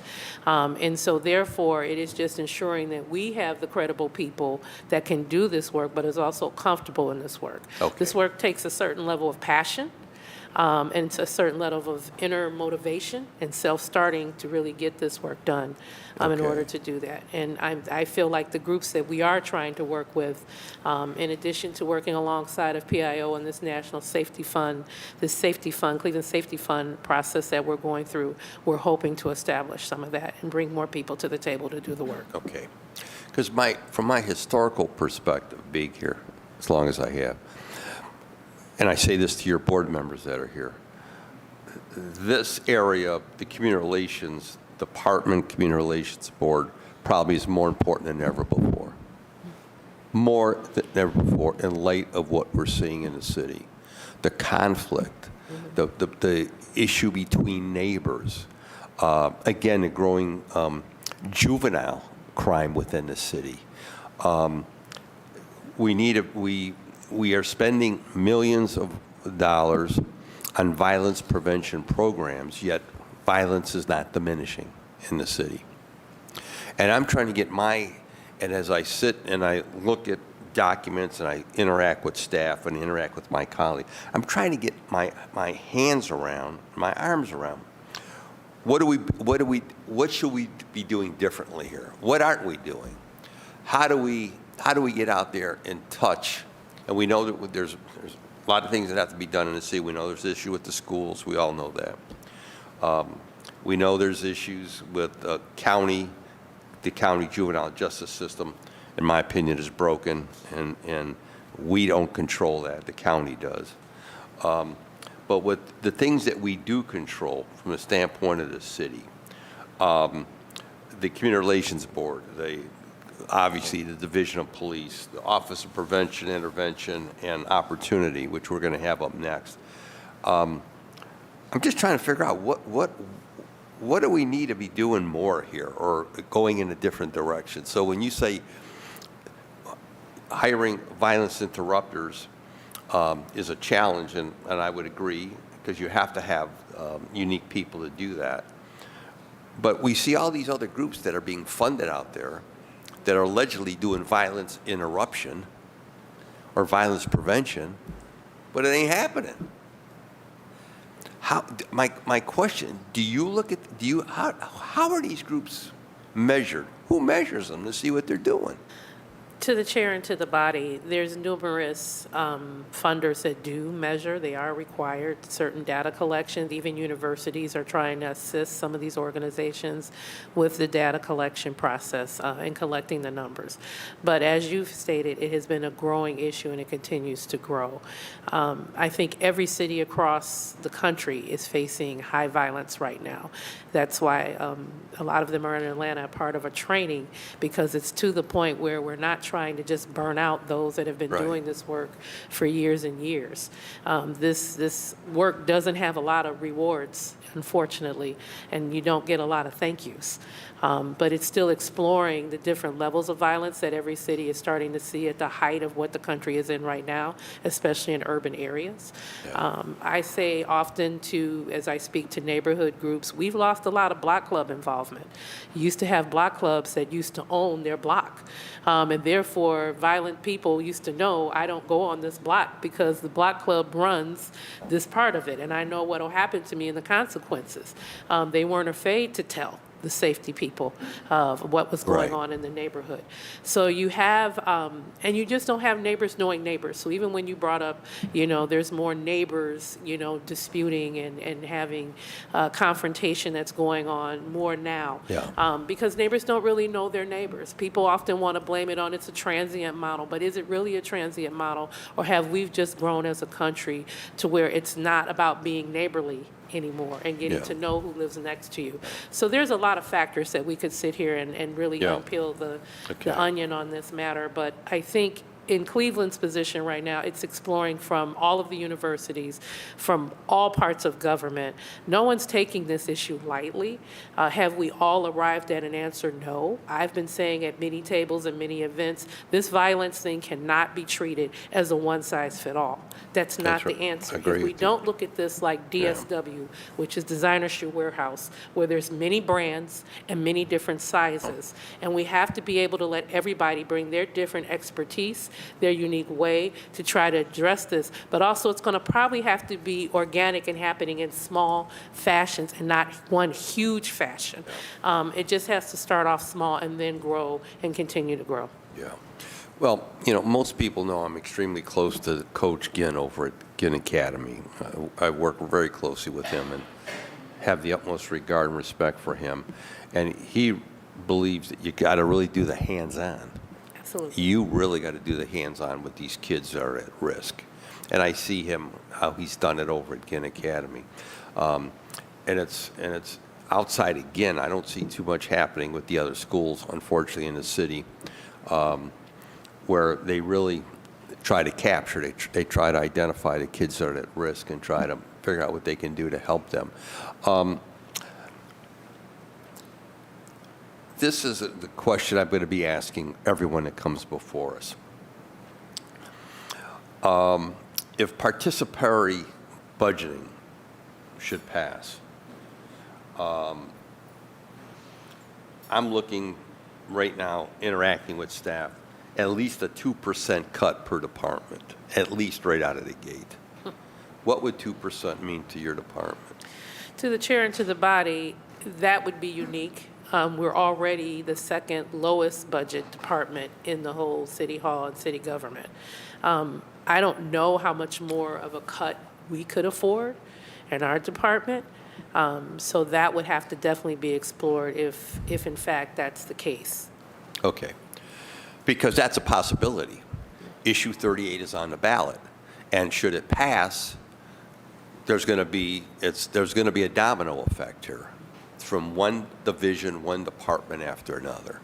And as we've been talking, and as you pointed out, how critical your department is, as we're going to have better interaction among our neighbors, we're going to be able to respond accordingly. And I have to say publicly, I appreciate the work of Miguel Bucher in the 5th District. I think he's done since he's come on board, he's done an excellent job out there, really trying to be proactive and come to all of our neighborhood meetings, et cetera, et cetera.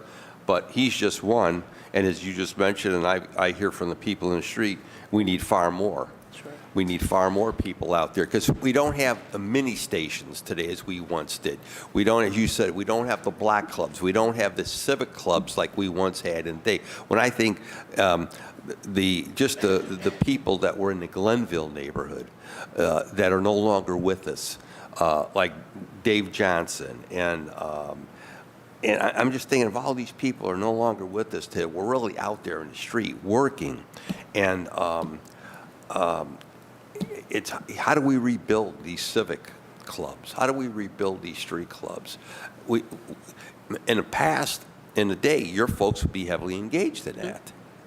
But if we don't have their people, if we don't have the resources to assist, we're going to continue to see this problem. And I find I'm dealing with it. I'm dealing with that issue, I think, more than ever before, and I attribute it as well to the avalanche of limited liability companies coming in and buying up everything they can in the city, and they don't care who they rent to. They don't care who they rent to. And I see as a result that I see this growing friction among, especially longtime residents or people maybe who own their homes, and then the absentee owner who doesn't care who they put in their house, and also maintaining their structure. I'm dealing with that right now on a street. I sent out the hate letters yesterday to the landlord about the condition of what's going on with their property. So again, 2% would affect you in a negative way. Sure, may I respond to the chair? Okay. So to the chair also, if that does happen, and I think what you've noticed where we say grants. Yeah. We are starting to apply as a department for more and more grants. Okay. We are clear there is a private philanthropic. Government can't always carry the haul. Everybody has to have buy-in with this. Okay. And so if you want to say for Cleveland, you've got to also be Okay. brought in with it. So we are So- looking and researching to apply for grants for funding as well. So tell me what's going well. What's going well within your department?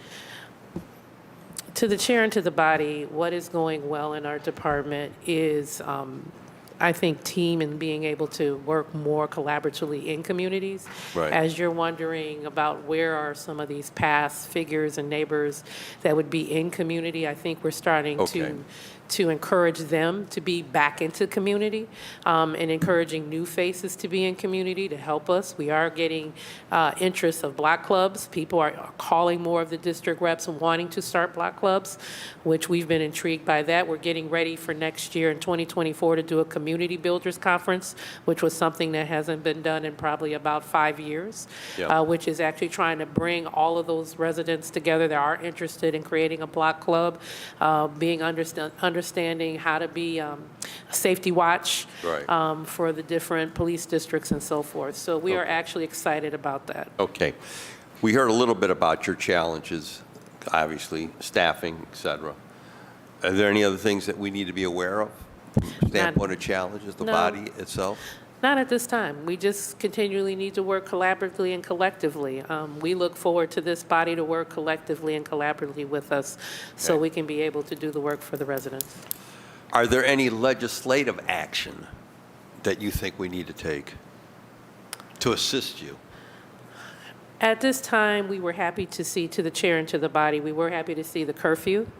We were glad that you all went to revisit the youth curfew because we have been saying as a department for some time we need to have that youth curfew Thank you.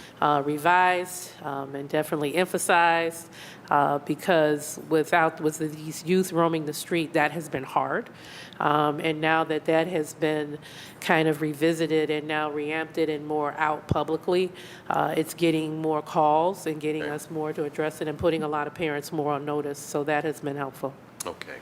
And I can tell you right now, I'm looking at the nuisance laws because I believe very strongly that the city has not enforced the nuisance laws like they should be enforcing. We passed this years ago to deal again with the neighbors from hell, to deal with the problems of disruption on our streets, where the police have to constantly be responding to a house, and we don't see the proactivity against those properties that we need to see happen, because then again, it cuts down on other problems. Let me see what else I have on my list here. Obviously, we'll be going into budget. So again, we're going to be looking at each budget. If we have to make a cut, so I'm giving everybody forewarning, every department, every division, pre-warning the administration that if issue 38 should pass, that there will be a negative domino effect on all city departments and divisions. And we're going to have to figure out how to deal with that. That's the reality, and there's no way to get around that. So on that being said, to my colleagues, any questions, specific questions for the director? And again, I appreciate the director always being accessible, her engagement in our neighborhoods, her staff, but you need help. Let's just tell it like it is. You need help. And again, I want to say this for the record. We're funding an outside foundations are funding all these groups, and I don't know what half of them do. I don't know what half of them do. And somehow there's got to be a clearinghouse. And I would say this, I think that the mayor has got to send a clear and concise message to Cleveland Foundation, Gun Fund, all these other groups and organizations that are funding alleged groups in our neighborhoods, that the city should be like the clearinghouse. The city, they should be working with the city. They should be working with you. They should be working with Director Sonia Pryor-Jones. I mean, they should be working collectively. The mayor should make it clear to all these outside groups, we can't have all these freelancers out here and we don't know what they're doing. Because nothing's changed. You just heard what the chief said. 150 homicides as of today.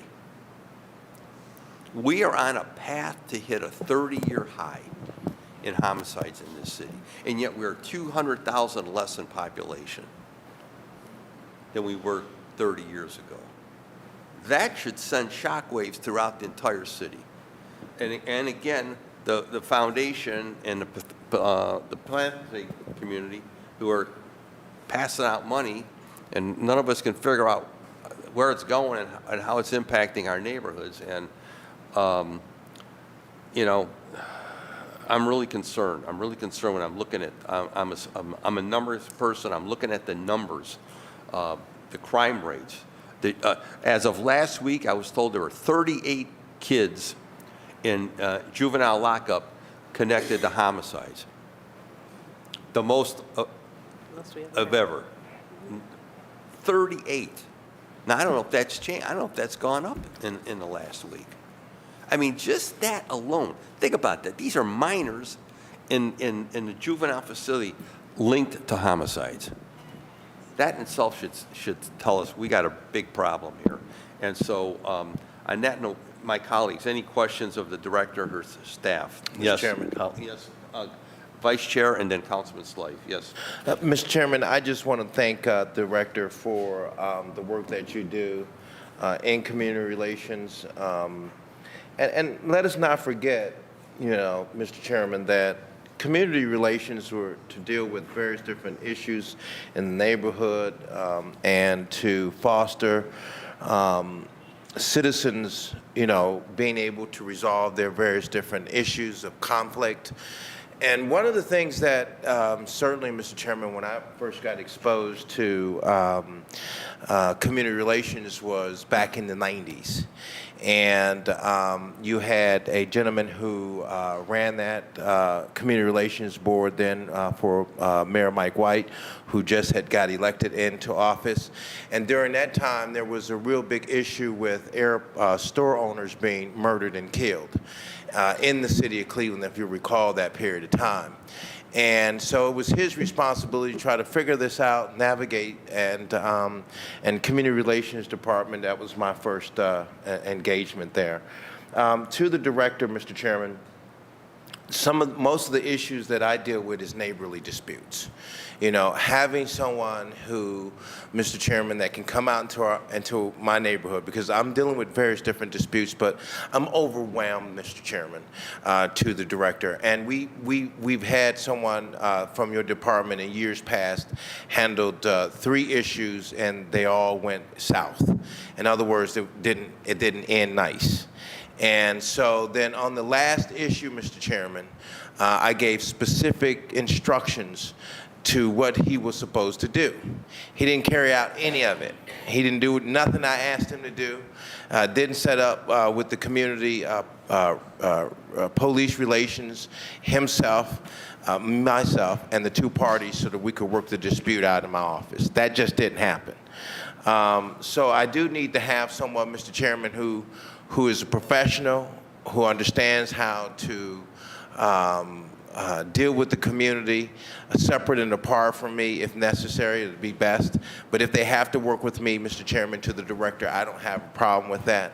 I do want to thank Mr. Simmons for coming to my meeting when we had a number of people who wanted to come there just to show up and show out.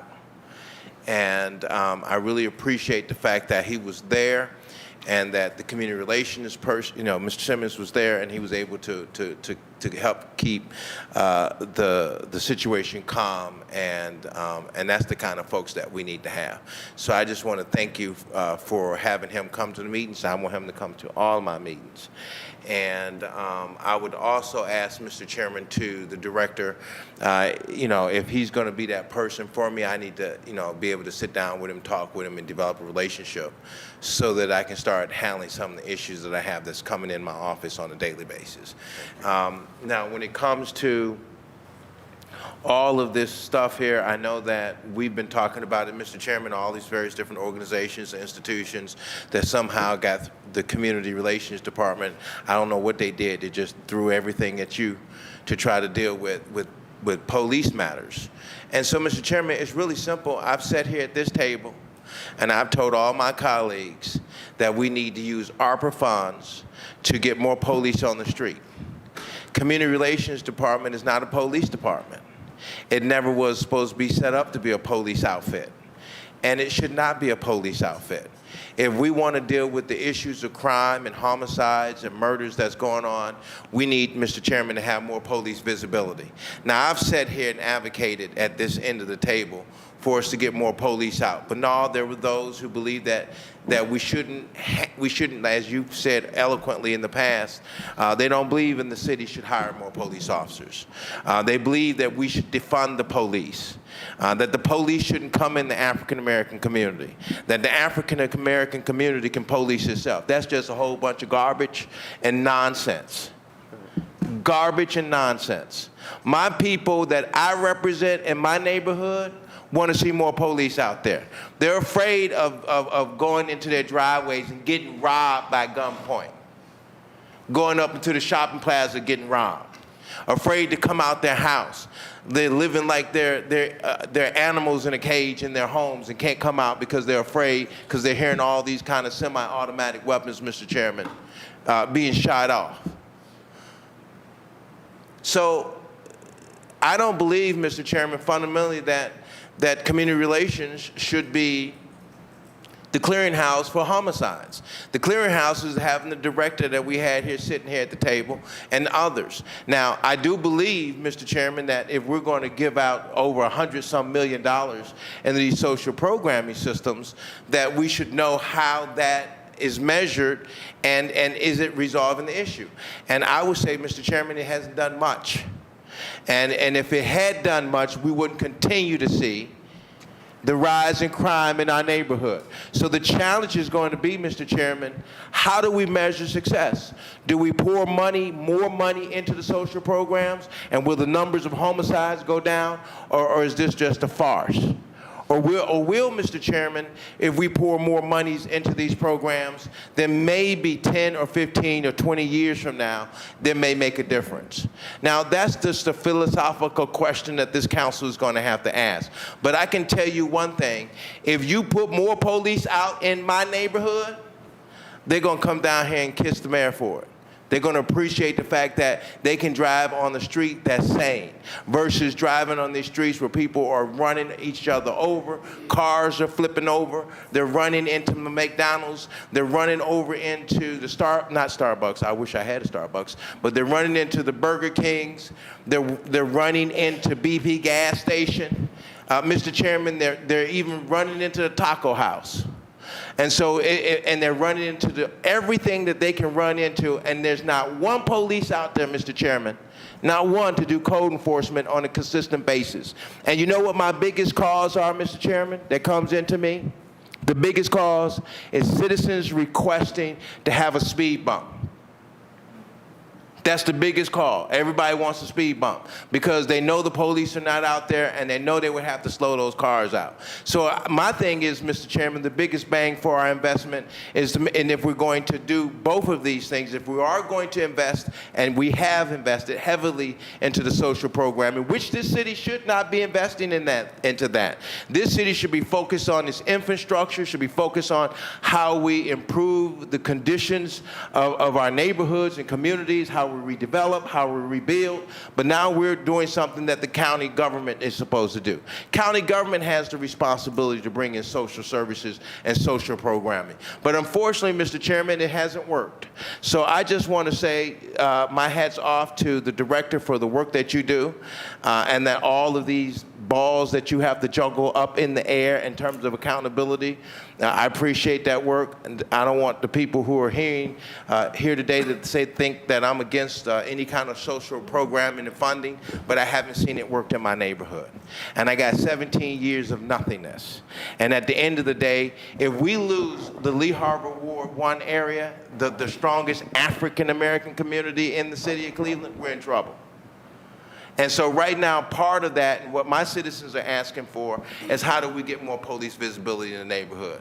How do we slow down the traffic that is absolutely insane in terms of being able to drive? You feel like you're going to have an issue any moment sometimes when you're driving.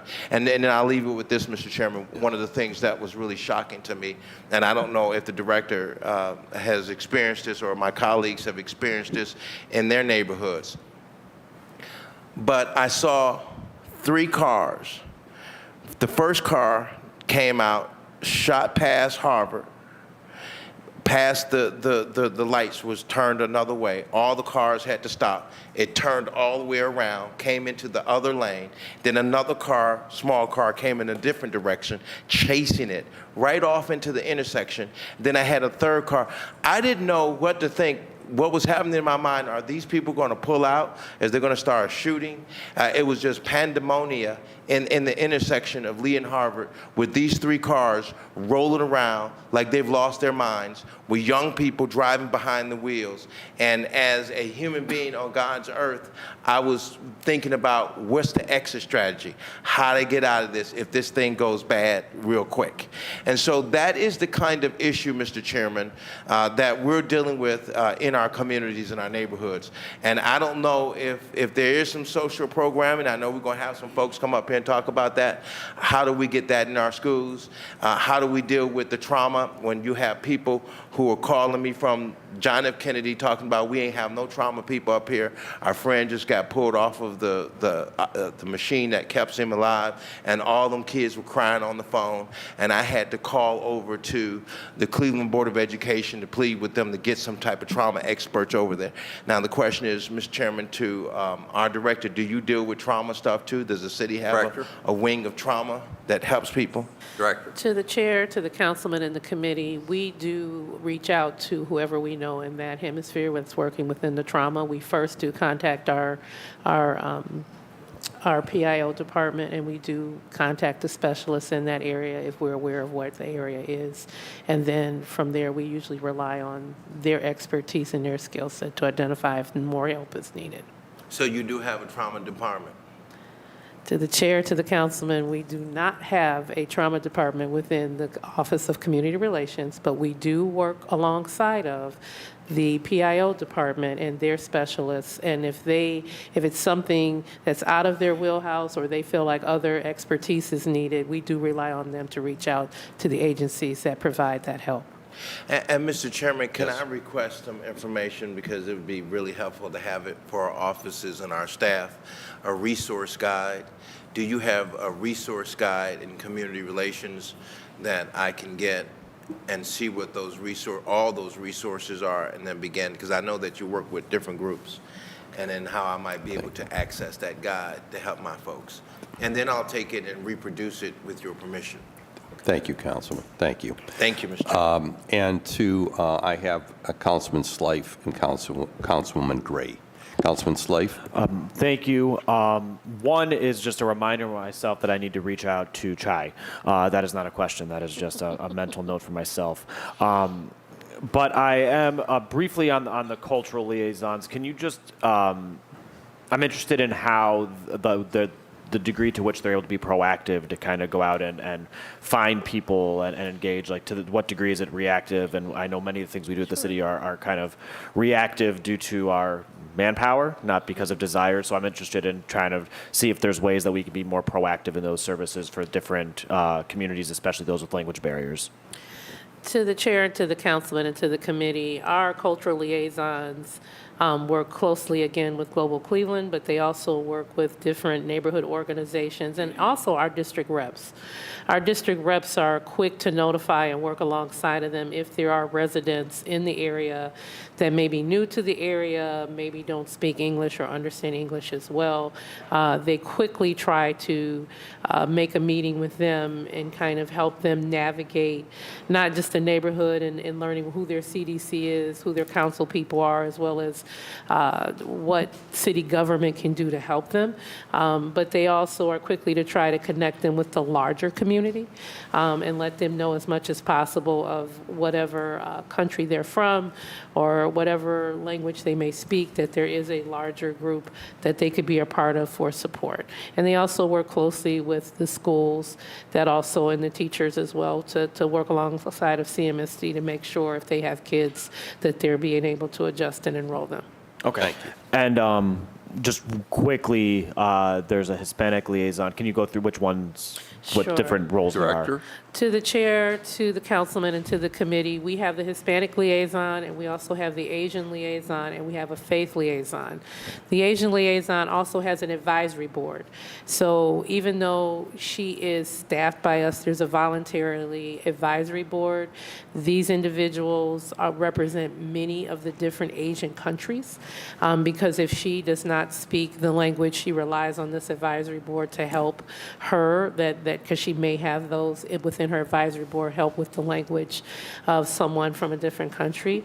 Same way with the Hispanic liaison. He has an advisory board as well that he leads on a lot, but also because he's getting so many different countries beyond Puerto Rico, beyond the Dominican, beyond Cuba, beyond Brazil, we're learning that it's starting to grow with the different countries within the Hispanic hemisphere as well. Okay, thank you. I will, when reaching out to her, I will learn more. And I have specific interest in the Asian liaison only. Not everyone from Latin America speaks Spanish by any means, but there is sort of a continuity of language, whereas Asia is like 60% of humanity and varied. So I think that's something I want to understand if we can kind of double down on and make sure we're fully supporting. My colleagues generally have been asking questions about issue 38 and the effects on the budget. So I don't want to linger on it too much, but one of my concerns with some of the rhetoric I've heard is the idea that we're not taking money away. We're just looking for participation in the existing budget, and I suppose in a department and programs like yours that require kind of year-over-year focused engagement, investment, building off of programs. Like we're not going to solve this in a year, right? That it's too large of an issue. One of my concerns is the effects of not just having to, if there would have to be a budget cut of some degree, but if someone were to say, but we support community relations, and this is the exact kind of program that may be funded through a participatory process. I guess my question for you is, are you willing to kind of characterize how you would adapt to kind of year-over-year changes in funding? So like if one year you have more money and next year you have less money, and just kind of the fluctuation of that, and how you would anticipate it aligning with your need to kind of like set the course and have continuity, have reliable funding versus your ability to like achieve and then feel like you are grasping at straws in another year if you were to receive fewer dollars. To the chair and to the councilman, that's a good question. I think in this department, and I can see Sharice kind of smiling, we're so used to working with bare little. So a cut, we wouldn't probably even notice if it really is a cut until probably it came to that, because we're used to grasping straws and trying to build what we can out of it to the best of our abilities. That's why we've been heavily researching grants as much as possible to see where else can we get funding. We're trying to be as proactive as possible. We try to look at within this year, not kind of just the day-to-day, but we're looking at 2024, usually over the summer. We're trying we've asked everybody in the department, what does your budget, what does your costs, your spending have looked like this year, but what does it look like for next year? So we can try to really navigate a realistic picture and try to even forecast beyond just next year, to look at 2025 and 2026 as much as possible. We've learned if we can do that, that helps us, whatever we're allotted, whatever we're approved for, learn how to manage it much better, and that's where the continuity comes in. Okay.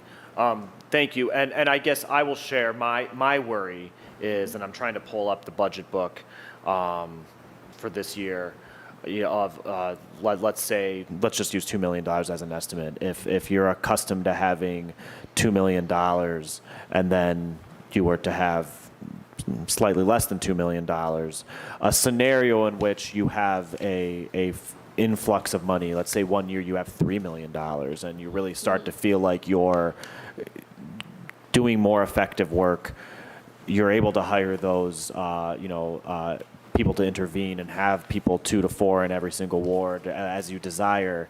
And then what would happen if the next year you went back to $2 million, and my worry is that where there's a lot of, like accelerate, break, and what we really need is to find a way for there to be a reliable source of funds in perpetuity and not starts and stops, which I guess is my segue into, I appreciate that this could be a bigger ask than I intend for it to be, so I'm not going to make it, I guess, formally, but if there's a way, even beyond this conversation, I've always been interested in sort of an aspirational budget.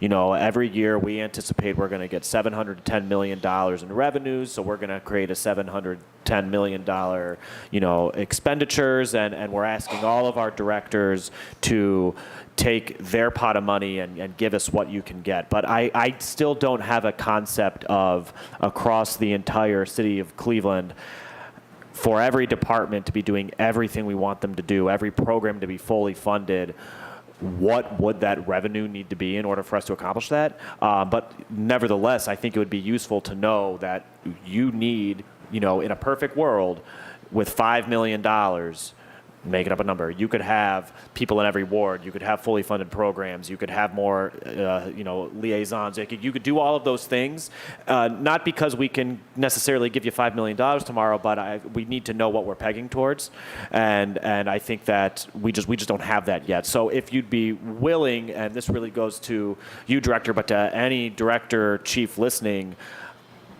having a sense of like what the aspirational budget is, I think would be helpful for us to know like how far off the mark we are, and are there departments that are so far away from where they need to be that it's almost in crisis mode, where there's others that are a little more confident in what they have. So that would be a useful input, I think, on this side of the table.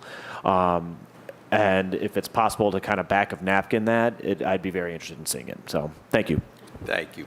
And to my colleague, you've touched on a real important fact. My discussions with the council president, and I'm sure he's been talking to other people, or he will be, we're looking at 2 to 3 years out. We have to. The economy, prices are not decreasing. Inflation is not diminishing. We have to look at the delivery of services, not only today, but carrying that out over 3 years. So you're right on the mark.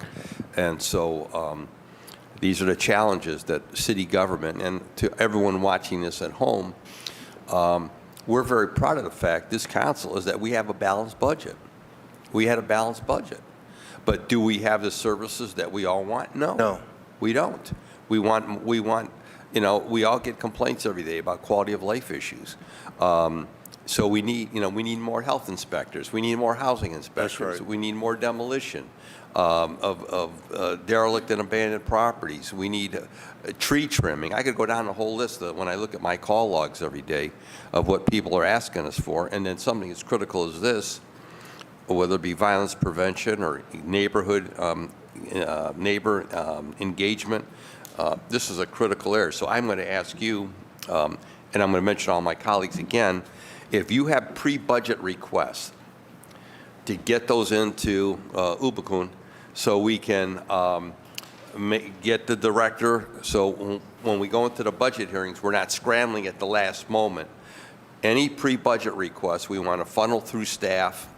And then I would ask you officially, Director, if what would it cost? You don't have to give it to the figure now, but it's going to be one of my pre-budget requests. If we were to have 2 violence intervention individuals per ward, what would that cost? You have 6 now, but I'd like to know what that picture would be if we could get 2 per ward. And So Mr. that's going to be one of my requests. Councilman, and I have And Mr. Councilwoman Chairman, Gray. we had requested, and I don't know if we've gotten the information on all of the various different programs that we have funded in terms of social service programs, because one of the things that I was asked about was what programs were funded. My response was that we had funded a number of programs. Some of those programs have yet to hit the street at this point. Some of them are in the process. But if we have a listing of all of those programs that we have funded in terms of social services, that would help us, because the argument was we are the people's budget, and we do give to various different causes and functionalities, and we have been doing it for quite some time.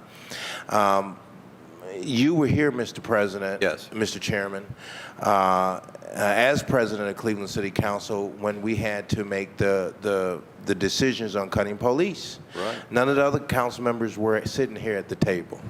And it was a difficult time under then Jane Campbell, the mayor, because we didn't have the money. And it happened so quickly. So one year we're doing good, and the following year we could be in a sea of trouble. Yep. Really quickly.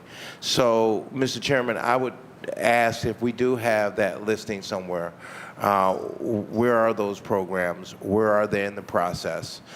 So that I can provide that list to a number of citizens. Well, a lot of those questions are going to come up with our next department. Right. That will be the next department where a lot of those questions. And could be then answered. our departments have to be prepared to, each department cut 2.5% out of the department in order to deal with the 2% that's being, if it happens.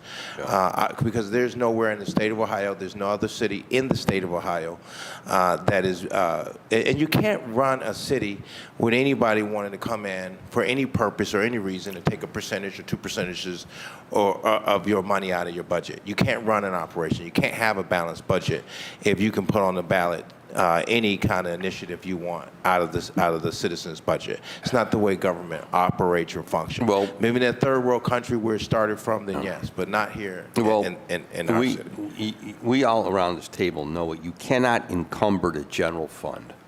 General fund is our basic city services. It's a critical departments like community relations board, police, fire, EMS, aging, recreation.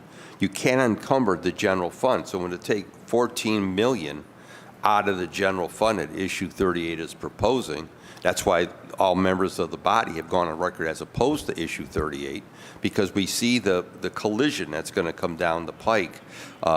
You know, we're not going to get ARPA funds anymore. We all know that. We're not going to, we're not going to have, Bill Gates write us a check. You know, we have to work with what we have, and that's the reality. And we're confronted with, and we're seeing businesses cutting back already. You know, I just saw an announcement in the paper where Huntington Bank is going to be closing branches in the city of Cleveland. So I got to commend my colleagues. This body has really done a good job of looking at the budget and drilling down. And again, to the people who are watching this at home, look how many cities across the country that don't have a balanced budget, that are in deficit situations. We had a balanced budget. We did some tough things here over the years. And again, I commend all my colleagues that have been involved in that process. I have Councilwoman Gray, and then we're going to go into the next department. Thank you, Mr. Chairman. Thank you, Councilman. Thank you, Chair. It's going to be brief. Okay. I just want to say I want to thank Community Relations Department that does a tremendous job assisting me in Ward 4. I can commend them on what they have already done, what they have contributed. Each time I have called the director and her team, they came out and settled a lot of disputes, which I haven't even stepped in myself, knowing what type of dispute that has been called to my office. I email the director and some of her teams that come out that do specific interruptions of happening of the disturbance of the residents. I don't even come out. They step in, they take care of the issue, the problems, they resolve what's going on between the residents, and they just send me an email with an update. And when I do go and visit the residents, they have calmed down. They are neighborly with each other with a lot of respect. And so when I step in to resolve other issues and stuff, they don't even bring up what has happened between the discussion. So I just want to say that the Community Relations Director and her team, I appreciate them coming into Ward 4. They resolved, I can't say more of what they resolved. I'm just happy that I have seen the difference, the decrease in drug activity, the decrease in the domestic arguments, and also just the presence that they have brought to Ward 4. The residents don't even know who they really are, but when they do the job, they have actually seen the difference because I get calls from that. So I just want to say I commend you and your department. It's almost like a second home to me, my second office in a sense, because I definitely rely on this department that have assisted the residents in Ward 4 at any call, at any time. They are there at any time I'll call for the need. So I just want to say thank you for that, Chair, to the director and her team and her office. Thank you. Well, the council lady just reinforced how important the field people are. And that's why we have to figure out collectively how to get more field people out there working. So I say to the Community Relations Board members that are here, I hope when you have your engagement with the administration, that you hear the plea of the members. And I would ask any of the members of the Community Relations Board that are here if they have anything they would like to say briefly. Anyone who would like to comment at all? Anyone? The chair? Come on up, you're always welcome. You've been a fixture around here forever. Chair, Vice Chair, members of the Committee Council, people, my personal counsel lady, Dr. Rebecca Gray, and I do want to compliment our director, excellent job, the presentation today. Everything that you have talked about today, we have agonized day after day, month after month, as a Community Relations Board. We would love to have those 2 extra people that you talked about that would make that 6 to 8, and we hope that that could be on the agenda. And we're certainly doing all that we can to make sure that 38 gets a big no from our area. But I do want to ask you to take that into consideration. I want to thank you for the work that you've done from your area, all of your areas. We want to continue to give you the support we want to do. And again, thank you very much for letting me have a word this morning. And thank you, Mr. Chairman. We appreciate all the staff. We appreciate the staff and the board members. This is a critical department. We know that. And so we're going to work collectively together. The only thing I would ask of the director before you wrap it up, you're going to be getting a request from us as it pertains to the grants received, what grants you have received and for what. If there's any outstanding grants that are still pending out there, and specifically what they were earmarked for. But you'll be getting that from our staff. So without any further question, again, I just want to say to the director, I appreciate her passion, her commitment to our residents, this work that the staff has done. You lost a critical person at the Aisha. We all know that. He was around here long before me.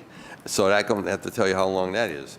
And she did a wonderful job. So again, I appreciate all the work that your folks have done. And we got to just figure out, that's why I say this again. This council is open to ideas and suggestions. If you have things that you think we need to look at, especially legislatively, let us know. I say this to all the other departments and divisions. We're on the receiving end every day, and sometimes we can't look at the bigger picture, or we can't look at the legislative picture because we're dealing with the person who's calling us, and we're dealing with, we're trying to put out fires in our neighborhood. And but if you think there's something legislative we need to do, tell us, and we'll work on that. Okay? Thank you. Appreciate it. Okay. Next batter up. Office of Prevention, Intervention, and Opportunity. Director, welcome to the table. It's been a long day. And you know what? Just for a moment, if any of my colleagues need a 5-minute break to make a pit stop, any of your staff, anyone in your attendance need a quick pit stop? Because I'm going to hit a quick pit stop, and I'm coming right back, okay? Okay, okay.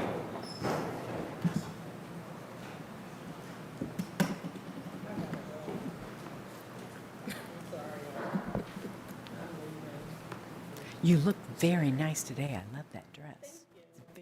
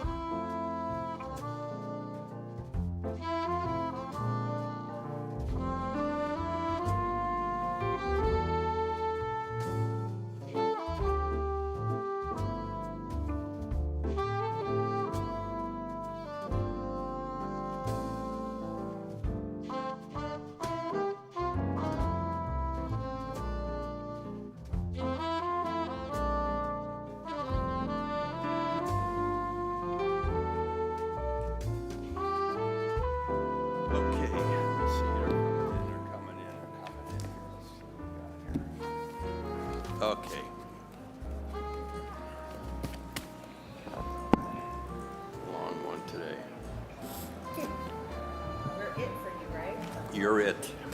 You're it. We'll make it pain. Committee be back in order. There's some of my colleagues are still making phone calls, trying to get caught up on some things here, but we want to get going because we have other meetings today. So at this time, we are introducing to the committee the Office of Prevention, Intervention, and Opportunity. Director is here. And Director, introduce your staff and proceed. Hold on, just for clarification, Yes. I believe this is Chief Sonia Pryor-Jones. She's not a director, she's actually the chief. Chief, okay, go ahead. Thank you. Good morning, Chair and council members. Through the chair, we appreciate this opportunity to talk to you about our work in the office. We're going to do a bit of an overview of our mission, just as a reminder, share our current outcomes, what we've accomplished, and then talk a little bit about our goals for the year ahead in this operations hearing. Good. Before I get started, I want to acknowledge our PIO team. So behind us, we have our social support specialist unit. This is the team that goes out in community every day. They're in our recreation centers, they're in our schools and other community spaces, meeting with residents and providing supportive services. I would ask that they stand so you know who they are. That's good. Please stand. And welcome to council if you've not been here before. Thank you. Good. And these are the men and women who are behind a lot of the data and the numbers because they're providing these direct services to our amazing residents. So thank you, team.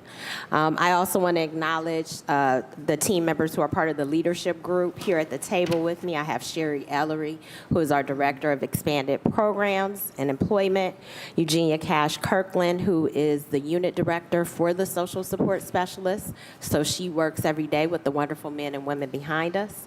We also have newer team members, Samantha Holmes, our Program Manager over Youth and Family Success, Erica Walker-Smith, our Fiscal Manager for PIO, and our newest team member, Richard Austin, who is on a grant-funded position through the Cleveland Thrive Grant, but he is away at training. So just want to acknowledge the rest of the team. Thank you. All right, so we'll go right to our mission. So just as a reminder, our mission in this office is to address the root causes of violence with a focus on youth and young adults through broad-based efforts that do improve the overall well-being and quality of life for young people and their families. If you go to the next slide, you'll see our staffing model and our demographics there. We are a growing team. This office, I always remind the team members and like to remind council, is really a startup. The last administration started this office, but as you all know, the COVID-19 pandemic really put a stop and a hold on lots of things. So the last year and a half, myself and these team members have really been working to undergird this office with high quality staff members and with a bit more vision and focus around what it is that we're doing. The largest part of the team is providing direct services to residents each day. And then we fill really important critical roles like our DOJ funded position and fiscal management, which I mentioned. In this next slide you see here, this is the part of our work that is focused on transformation. We know, based on the things that are happening, not just here in this community, but across the country, that people need trauma-informed care spaces and places where they can go for support and assistance. That doesn't just happen with direct service and program, but it also happens with leadership development and cultural change. And so a big part of what we do is making sure that our city team members, both recreation, which are our partners in those spaces, as well as our support specialists, have adequate training and professional development to manage the unique and difficult issues that they deal with on a regular basis. So some highlights around some of this: we're continuing to do leadership training for managers. We also have trauma-informed care professional development modules for managers and support specialist staff. We are one of the only recreation centers across the country that is looking at certified park recreation professional development and trauma-informed care to develop modules to make sure those things interface so we can support the 21st century resident and the needs that they have when they come into a neighborhood resource and recreation center. We also do a lot of partnering. And so sometimes we go out and get a grant, or sometimes we go out and get support for what we need. So a lot of that professional development, we're not paying for, but we partner with the Adams Board, with the Cleveland Police Department, with Cleveland Metropolitan School District, and we do a lot more coordination so that we can make sure our team members get PD and other team members get PD, so that we're being very thoughtful about the limited resources that we have. We also are the department that does a lot of work on elevating structural and systems level programming. 3 that I'll mention. One is the CMSD, in partnership with them, across systems training. This was brought under the leadership of Eugenia Cash Kirkland, because we know when we are in crisis in our community due to the lack of coordination, we got a lot of people running around wondering who to call. Council member mentioned someone called him. A part of that issue is lack of coordination and information. And so this cross-systems training is our effort to bring everybody together at the beginning of an academic year, so you know who are the departments, what resources they have available, and how can you manage a crisis more effectively. And so that was the first of its kind. We did that at the top of the academic year, and it is continuing to show some amazing results for us. We also just yesterday hosted a youth summit. We know far too often that our high school age youth are engaging in different things that we prefer that they don't. And a lot of them are part of not the kids that are getting all the A's and not the kids who are already pulled out of the system, but many of them are young people that we tend to overlook because they sit in the middle. And so under the leadership of Samantha Holmes and a number of our out-of-school time partners, this week we have been focusing on a Thriving Youth series to tell the other story about amazing young people in our city and to better support them. And I look at Councilman Kelly because he knows this all too well. And so in your materials, there is also a one-page flyer that speaks to the youth, the Thriving Youth series. We yesterday serviced young people, talked with them about mental health, walked them through a variety of real workshops. And I do want to thank Councilwoman Howes and Councilwoman Santana for their partnership. This is something we started thinking about a year ago, and it grew and blossomed into this entire week of focusing on young people. We also have a policy piece that is happening later this week under the leadership of Open Doors Academy as a part of the National Lights On After School initiative. And then there is an effort, the OST Symposium led by Starting Point, that's also supported by the county, where all of the on-the-ground, out-of-school time professionals, including PIO staff, recreation staff, CRB staff, have an opportunity to build their professional development together. And so these are really anchored system levels engagements that really help us do our work to transform the space. Next slide. Now, this is the nitty-gritty. I know these are things that you're very interested in. I will tell you now, we don't have for you the information at the ward level, but we are happy to provide that. But this is a snapshot of the kind of social support specialist services that are happening in our recreation centers. To the left, you'll see that first year from September 21 through December 22. And a lot of that has to do with when we were able to start collecting useful, clean data. And then you'll see on the right side, the start of this year up into September. And this just gives you a sense of how many contacts we're making. And so you'll see that there has been almost double the number of contacts overall that we are making in community through our social support specialists to help people with unique needs. The other thing that I just want to make sure that I point out here, when you look at the data, you'll notice that there were 618 individuals ages 18 and under that have been cared for thus far this year. And so this is pretty significant. You already have heard from the Department of Aging. I have the benefit of having aging in my portfolio. It's important to also remember not only is Cleveland a city that has a lot of need with young people, but also our seniors. That is a significant population in our community. And so our social support specialists, when seniors walk into the rec centers and have issues, they also support them, and they do that in partnership with Aging. But we've met with over 100 seniors already. And had over 272 contacts with them. And I do want to just shout out one of our team members, Venus, who is hosting a senior resource fair in partnership with Aging later this week. It's a really important part of the work as well, and we partner. In this next slide, you'll take a closer look at what are we servicing people for, right? So the slide before this was all about the contact. This is about the kinds of things that people are coming to get help with. And I'm sure you won't be surprised at a lot of it. And so on the left side, you see what we shared with you on the left side is where we are this year. And then on the right side, you'll see what the referral and services have been from 21 through 23. And that biggest piece of the pie is supportive counseling. We still have a lot of people who need support in that area. You also see big slices of pies around sustainability, mentoring, and housing.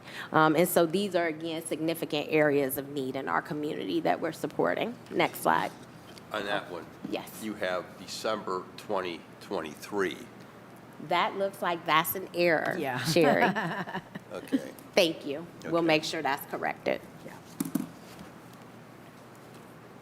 Next So slide. that should be December 2022, correct? Correct. Yes, Okay. that is correct. Councilman, you had a point on that? Can you elaborate on supportive counseling?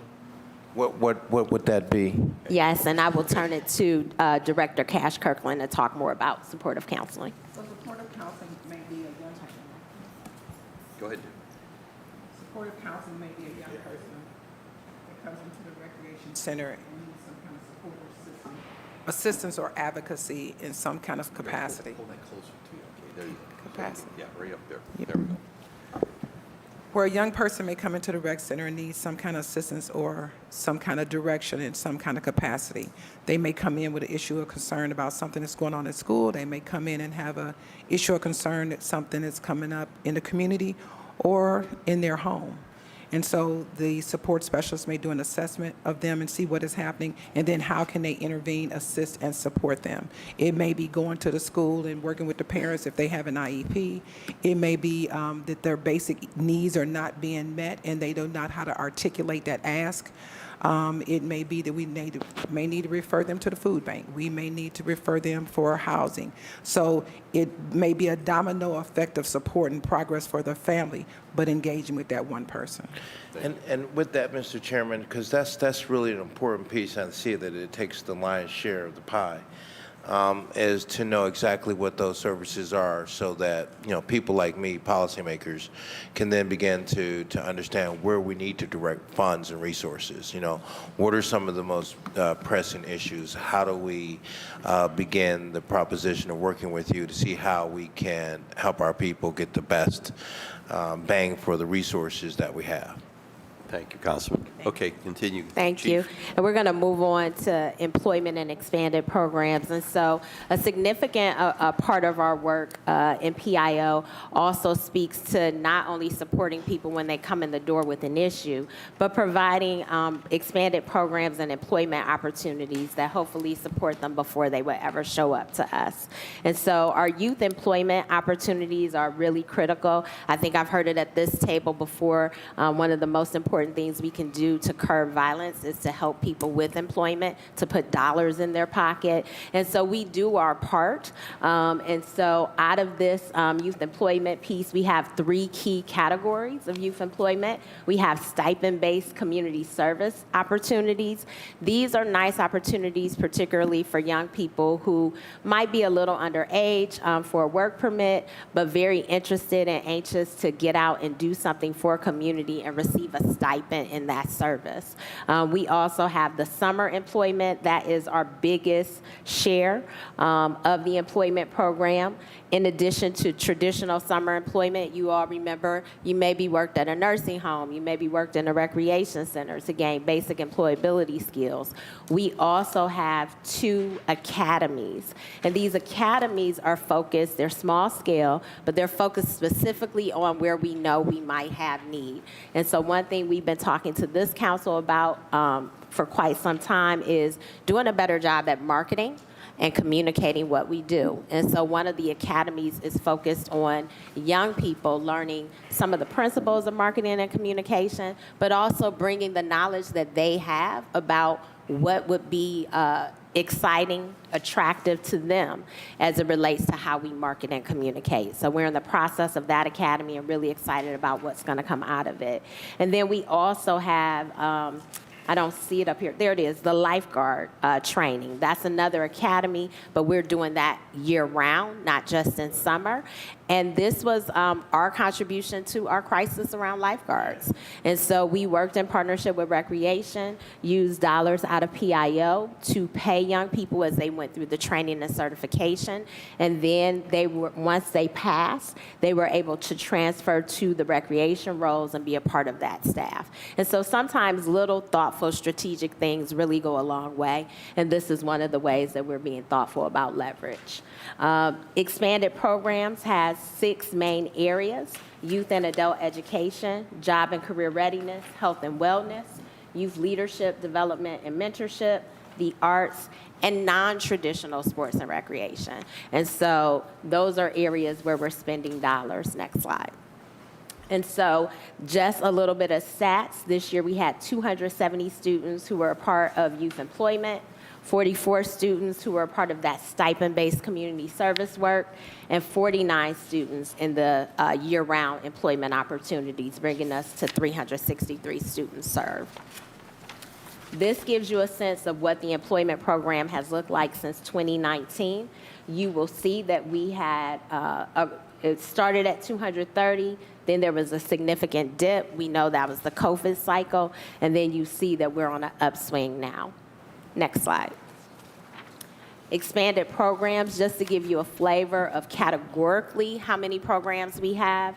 There are 15 in the youth and adult education area, 2 job and career readiness programs, 2 health and wellness programs, 5 under that leadership development and service area, 13 in the arts, and 5 in non-traditional sports and recreation. And this gives you a sense of our patrons who attend at least one class, which is one session of a program each during the season. I will say that we have to remember our programs and recreation are opt-in. And so residents can opt in to any program at any time in any facility. And I will also cover for you that both PIO and Recreation are in the process of securing new data systems to help us better track our work. On the PIO side, it's primarily focused on case management, so it'll get to some of the things that Councilman Jones wanted to learn more about in terms of if you're doing supportive services, like let me get into some of those details where HIPAA allows us. And then on the rec side, they're looking at a program, Civic Plus, thank you. And that program is going to allow them to better determine who's in and out of the rec center and what programs they're taking up, including the expanded programs. So we're looking forward to that kind of data. Next slide.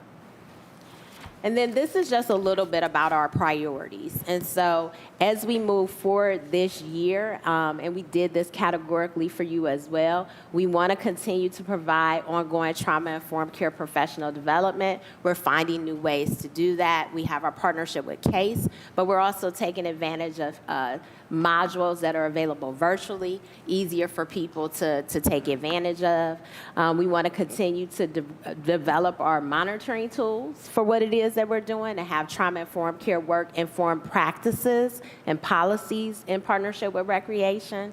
On the social support specialist side, it really is growing what we're trying to do with our community members. A part of that is making sure they know that we're there. So we've been working with our communications team to get some posters put up in recreation, to get some billboard kinds of things available so people know these resources are here for you. And we're doing a lot with things like that crisis training to get out and make sure other partners know that these services are available to our residents. On the expanded program side, we're doing a lot more to coordinate with out-of-school time providers that do work outside of recreation so that we can be more thoughtful about making sure we're placing programs in neighborhoods, not just rec centers, that might have a gap in out-of-school time programming for young people in our city. We want to continue to grow the not only amount of, but quality of work opportunities for young people. And on the violence prevention side, again, very excited that we've hired Mr. Rich Austin, who is our program manager for that DOJ grant. He's grant funded, and so we're going to see that work really kick off more strongly this year. Next slide. And then we just want to say thank you to council members. It's important to us that we partner with you, that you are well aware of the resources that are in recreation provided by PIO and the way PIO is working in the broader community.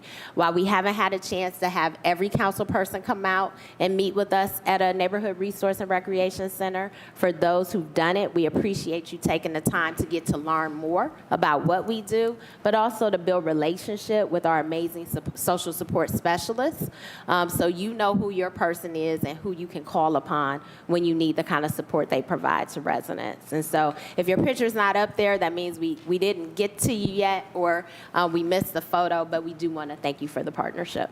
Thank you, Chair. Thank you, Chief. Let me look at a couple things here. Meredith. Okay. With regard to your budget, on the other contractual, you expended almost 100% of your funds as of this point. I would ask, we're going to ask for a list of what those contracts were, if we can get that from you. To the chair, we're happy to provide Okay. that. And then also under, let me see what else I'm looking at here. That would be the main one, under contractual, if you can get us for that. With regard to a potential 2% or between 2 and 2.5% cut as a result, if issue 38 should pass, how would that impact you? To the chair, I think the way that I think about the budget is in partnership with our chief financial officer, Okay. the mayor, and this council will figure out what we need to do at that time if it should arise. Okay. So you wouldn't specifically indicate what services could possibly be cut then? To the chair, again, we would work with you all to Okay. figure out what we need to do at that time. Okay. With regard to the rec centers, you have staff at how many centers now? To the chair, we have staff overseeing all of the recreation centers that are currently operational and opening. Okay.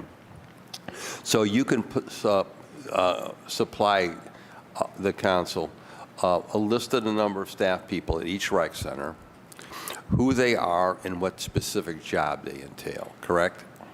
To the chair, we are happy to provide council with the names Okay. of all the support specialists and where they're assigned. Okay. So we're going to make that request. Then, with regard to your numbers, how do you are you breaking them down by rec center? How are you looking at your clients that have you served? How are you measuring it? Is it broken down by census tract? Is it broken down by zip code? Is it broken down by rec center? How are you breaking that data down? To the chair, I'll tell you how we're doing it and why we're so excited about Ecovia coming online. So right now, each of our support specialists are manually working in Excel spreadsheets to track all of the work that they do with each resident. And so right now that's done manually. With Ecovia coming online, we'll have far more sophisticated case management options. And so this, we're hoping at the start of the new year, by the end of first quarter, we'll have that online with everyone trained to use the system. Okay, because that board data to me is very important, so we can see what's happening. Because one of the challenges that, as I've indicated to you, Chief, my own specific case in area, thank goodness, and I knock on wood here, I have very few problems at the Collinwood Rec Center. Very few, thank goodness. And we don't have that many problems at Glenville Rec Center as well. The problems that we experience are outside and in the street, like I did over the weekend dealing with the Kia boys in the neighborhood. So what I'm trying to understand here is how are we impacting what's taking place in the street? Because you see the statistics like we see. Crime, juvenile crime is spiking in the city. Violent crime is spiking in the city. Homicides, 150 as of today.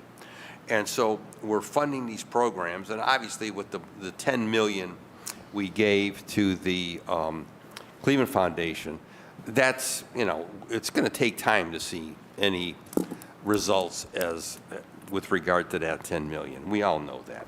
But we're trying to figure out collectively, are we having the kind of impact? Are we having the impacts that we need to have? Because we're not seeing it in the numbers of what we're dealing with in the street. Is there something we should be looking at differently? Is there something we should be considering differently?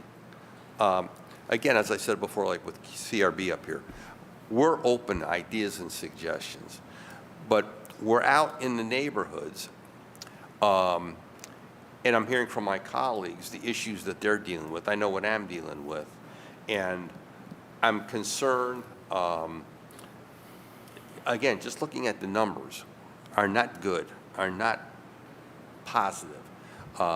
If they're positive, they're in the wrong way. So are we really having the impact? And I'll stop right there. Like this week in 3 schools, we had fights in 3 schools across the city. Yesterday, I believe, was at Collinwood. What are we doing in the schools? So to the chair, I'm going to try to answer a couple of the questions I heard. And so in terms of just what we might consider, I think the first thing that we might consider is this is a national issue, right? Cleveland is not alone.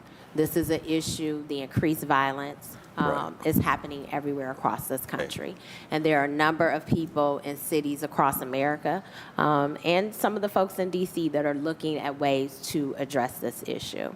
When we think about our work in the Mayor's Office of Prevention, Intervention, and Opportunity, the key words to think about are prevention and opportunity. So what are we doing to prevent young people from ever going out and being engaged?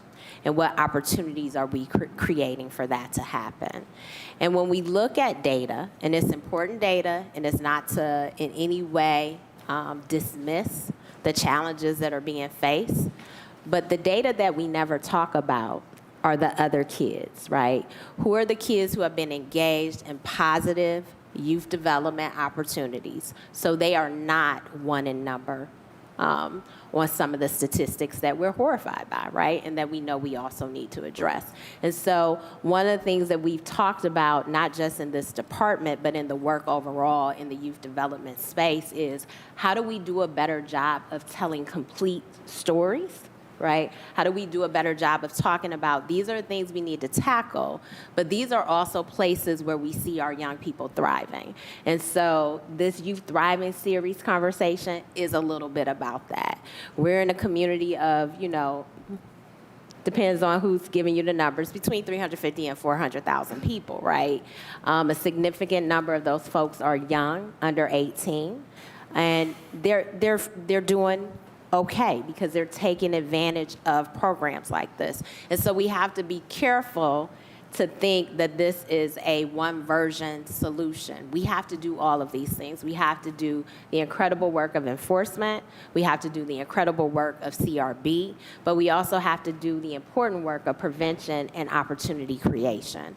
And so I think when you all consider this and think about this, we're going to start doing more work to bring you other holistic data so that you can hear how we're impacting and who we're touching in the direct way, but also what does it mean overall when we look at this holistically, because that's an important piece for us to talk about, to understand. And I think it also means something to young people, right? Councilwoman Howes and Councilman Starr participated, and Councilwoman Gray, I'm sorry, I almost forgot. They participated in a workshop around youth cabinet design. Oh, and Councilman Kelly, you were there too. And we spent a lot of time talking about what is the complete picture and complete story, and what does it mean for young people to only see negative images of themselves and about their potential in our media and in our news. And so doesn't mean we don't need to address what's going wrong, but we also have to do more to elevate the entire conversation. Okay. Well, as I tell my citizens all the time at neighborhood meetings, we have to step back a moment and realize that the majority of our kids in this city are doing the right thing, and they're trying to do the right thing. And I tell at my neighborhood meetings, I say, I know what we're dealing with in the street, but let's look at the big picture. Maybe across the entire city, we have what, maybe a couple hundred that are the main source of our grief. The majority of kids are trying to go to school, trying to survive, trying to get along as best as they can, and we somehow, at times we fail to forget the good kids, the kids that are trying to do the right thing.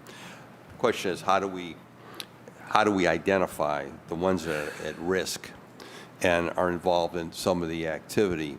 And as I said earlier, I know Ted at Glenville, at Ginn Academy, has done an excellent job identifying the kids at risk. And there's some kids, he'll tell you, and he'll tell me, that regardless of what they've done and if they try to do, they haven't been successful with. I mean, they just want to do their thing, and unfortunately, that's not a good trajectory for those kids, because I see what's happened to some of them, and that's a very few number. Mr. Chairman. But yes, ma'am, I'm going to call you in a minute. I'll put you down. But as it pertains to the focus, as chief, what departments, what areas are under you? To the chair. Departmentally, there's the Mayor's Office of Prevention, Intervention, and Opportunity, Right. and the Department of Aging. Okay. I will note for you also, there is work that we do where we engage outside of City Hall where we don't have departments. And so, for example, early childhood education is very important. Yeah. I see that as a prevention mechanism, and so I am the liaison for our early childhood partners, as well as out-of-school time and youth development. Okay, so you have, obviously, this section, you have Department on Aging, but obviously you're heavily engaged in recreation, heavily engaged with recreation. And so the Office of Prevention, Intervention, and Opportunity does a significant part of its work in partnership with recreation and in the physical neighborhood resource and recreation But center. Clarification, Mr. Chairman? Yes, sir. Did I hear you say Department of Aging? Yes, Okay, good. through the chair to Councilman Yeah. Jones, yes. So it's aging, and it's obviously this Office of Prevention. But recreation, who would be the chief for recreation? Recreation reports up to Chief Bonnie Tewan. Okay. Okay, I'm just trying to figure out things around here, the different It's silos. a physical plant, right? It's the I'm location. trying to understand the engagement here, because obviously recreation is a key part of this. Expand a little bit more about your engagement, and then I have Councilman Jones, of course, and I have Councilwoman. Yeah, I was yeah. actually, Oh. I'm getting ready to leave. I Oh. didn't have a question. Go. It was just a point of information Okay. as she was actually talking specifically about the workshop that a couple of our council members participated in. Yeah. When you do an analysis of the actual media and talking about our young people, overwhelmingly, all of the information is negative. It was hundreds and hundreds of articles. Everything you hear about Cleveland children in the media, in council, in community meetings, is all negative, overwhelmingly. Not even by a little spot. So again, you layer that, it's no wonder why we can't attract kids to our facilities. It's no wonder we can't get anybody hired, or, you know what I'm saying, that really the people, the cream of the crop that we say that we want to. And I think this goes back to the place of what message are we putting out there? Mm-hmm. No, why would anybody want to come here if everything you say is so dangerous? Like, who gonna want to live here? That's correct. Literally, from your leaders and from the media. When all the statistics show us the overwhelming majority of Cleveland young kids are outstanding. So I would challenge us as the leaders of this community to do a much better job of talking about our positive things and steering our people to the positive things that are going on in our community to get involved, because we have some amazing things. This is not just in things. That was a very eye-opening experience to actually see what we are actually saying as a community about our young people and how it weighs on them. So again, I know people want to do whatever they want to do, but it's not helpful. It's not helpful when it comes to our young people's psyche, because if you hear from your leaders and if you hear from the media messages, what is there to look for? That's why most of our young people, they want to get out of here, because don't nobody praise them. Don't nobody give them their flowers and stuff, but I just wanted to just put that out here before I leave, because. Thank you. Yeah, all right, thank you. Okay. Through the Yeah, chair, yeah. I just want to say thank you, Councilwoman House, for underscoring that. And I would be happy with my team to maybe with this committee and the Education, Workforce, Youth Development Committee do a presentation so that the rest of council can see the information that these council members were able to experience, because So- I think it'll be very helpful. So explain the interaction with CMSD, because to me, that's very critical here. To the chair, are you curious about how I work with CMSD, how PIO works with CMSD? How PIO works. So to the chair, currently, we do quite a bit with CMSD, but targeted in this space, PIO works very closely with the HumanWare team. Under the leadership of Eugenia Cash Kirkland, our social support specialists are available to our school district partners. They build relationships. Sometimes it's something as individualized as supporting a parent from a neighborhood that we've been engaging with through recreation when they come into the center to help them with their conversation with the school about a child's IEP.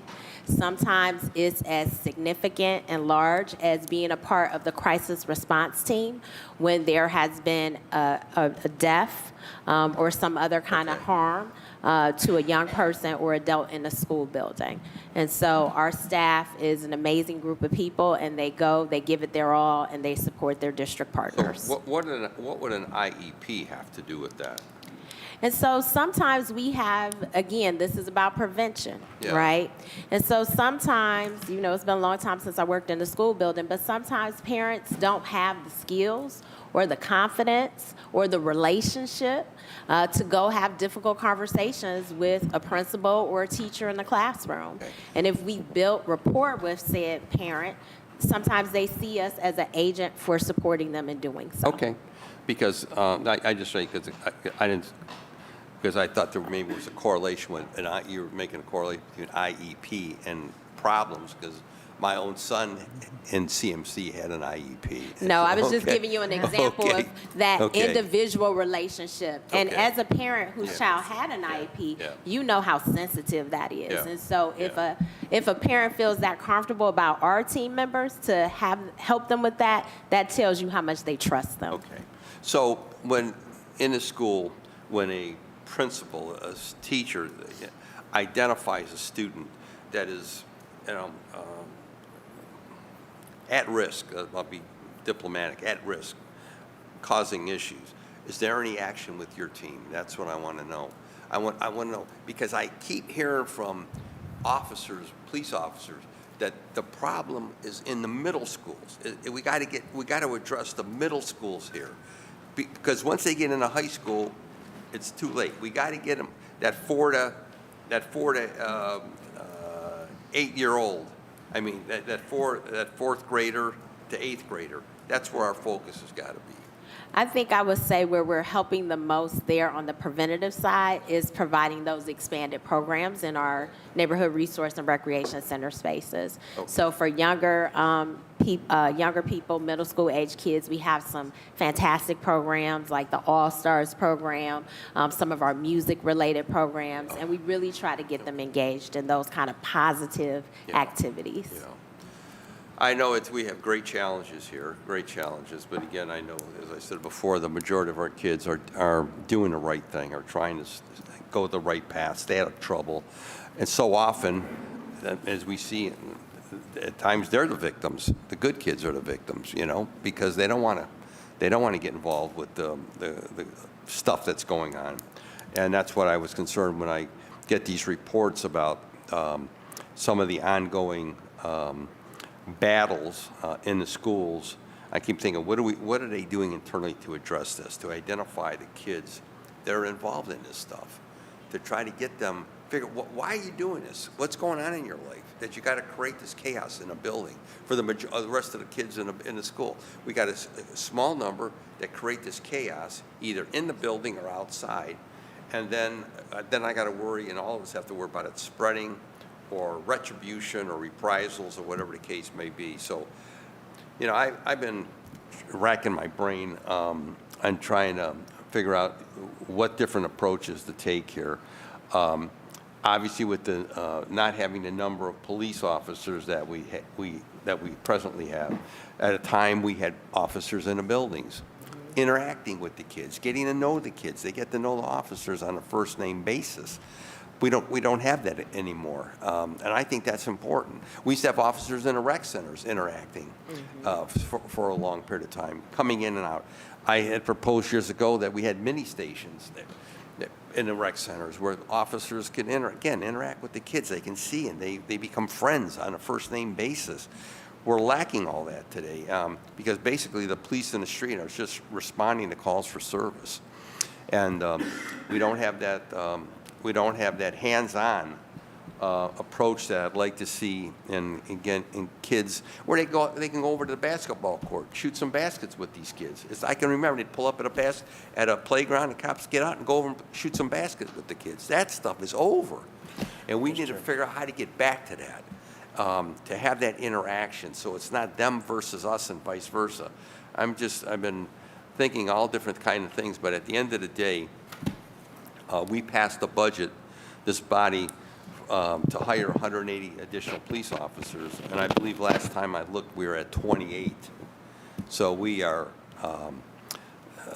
we're not even treading water here. And so for me to think that engagement's going to be there, or my colleagues to think that engagement's going to be there, just not going to happen. So a program like yours and CRB become more important than ever before is how do we, again, identify and capture these kids that are at risk and get them on a path. And is there any way you think we can expand the summer jobs program? Well, we do know, to the chair, that each summer there's a significant number of young people who apply, but they're not able to be funded. We partner with YOU on the summer jobs program. We do know right now that about 80% of the funding to cover summer jobs, all summer jobs, come from public dollars between the city and the county. Yeah. And so I think, a larger community conversation about the importance of jobs for our young people with all sectors is a direction we could head. Okay. And I'm raising this to my colleagues at the table because this is going to be something that I'm going to advocate, more dollars for summer employment. We got to figure out how to get these kids involved in programming, positive endeavor. And last year, if you were only able to hire 270? Is that right? Correct. That's, in the day, we would hire twice that, maybe even more. To the chair, that's our portion. Okay. That doesn't include the youth that were funded through the county. But the 270 number is what we as a That's city Cleveland? paid for. Cleveland kids? How many Yes. through the county then? I think the number was, I'll have to go back can and check and see what the actual number is, but I think it was like 1,800, something like Okay. that. We need, but that was throughout the whole county. Yes, Okay. yes. But We- most of those were. Yeah, we need to try to figure out how to hire as many kids as possible, to give them an opportunity, put some money in their pocket and give them skills and interacting and working with their peers on a whole host of issues. I mean, the juvenile violence and the juvenile problem concerns me greatly in this city. And I'm sick of seeing these kids. The last funeral I stood at for a young man who was killed on July 9th or August 9th, I can't even remember anymore now, because they're becoming blurred to me. I stood there and I kept looking at that kid, handsome young man. I kept thinking, what could this kid have been? What could he have become? He's 16 years old, ready to become 17. Looking at his family sitting in the front row of the church up in Cleveland Heights, all distraught. And as I drove down here, as I said to some of my colleagues, I left the funeral, come down here for the swearing in, was asked to speak at the swearing in of police officers. Whole time down, I kept thinking, what could that kid have been? Who could he have become? How could he have changed things? And then to think, how many times did I stand in a funeral home next to a casket for a kid and ask that same question, watching a sobbing family? I'm sick of it. I'm sick of the violence. I'm sick of these kids just throwing their lives away for no reason at all, for nothing. And we got to figure out collectively. Are we going to end it all? No. But we got to figure out how we're going to do a better job to capture these kids that are at risk. We got to figure out how we're going to do this better. How do we identify them? And I think that's one of the greatest challenges, identifying them and then figuring out how we get them in some type of programming to help them, to get them off that course that they're on. And it's something that bothers me immensely to see these kids throw their lives away and then have the negative impact they're having on our neighborhoods, as we've all discussed around these tables. Right. So from a legislative standpoint, then I'm opening up for questions. Is there anything that you can think of that we need to undertake legislatively that would better address the problem in the city? To the chair, not at this time. Okay. And I'm going to pose that to everybody. If there's something we need to look at, we looked at the curfew because that was brought to our attention. We're looking at the nuisance laws now. If there's anything else we need to consider to better address the problem or give the administration tools, because again, as we said, council does not hire, we don't fire, we don't deploy, we don't administer, we're prohibited by law. We allocate the funding, but you implement, you administer, you provide the service. So if there's something that you think we need to do to better give you the opportunity to provide these services, so again, so you're aware, summer jobs is going to be an issue with us. We'd like to see that number increase. How do we get there? That's the question. How do we increase summer jobs? And then I'm stopped there. Councilman Jones. Thank you, Mr. Chairman. I think you touched on a number of initiatives. Some of them I won't bring up, but some I do want to focus on. One of the pieces that is interesting to me is services, a list of services. So I know that when we are, and page 7, where you talk about referrals and services and having your various specialists deal with young people in the recreational facilities. If you could make available, because I don't want to prolong further forward all the parts and pieces, but if you have a listing of social services that you provide young people or referrals or where they could go to get assistance as it relates to traumatization. I was hearing one of my colleagues talk about, young people in the city of Cleveland, and I tend to agree that, especially in the African American community, there's a lot of negatives, there's a lot of negative stereotypes, there's that constant continuing stream of traumatization of how bad it is. But, at the end of the day, I'm a victim of crime when I was a young person. I was robbed and shot. And so at the end of the day, you can tell me how positive it is if you want to. At the end of the day, I live this neighborhood. I walk the streets. As a toddler, my first steps, in addition to having a tricycle and a big wheel. That's right. So ain't nobody gonna tell me about my city that I don't know about. And then I ran my bicycle and my motorcycle. God blessed me to be able to have a car and then a truck.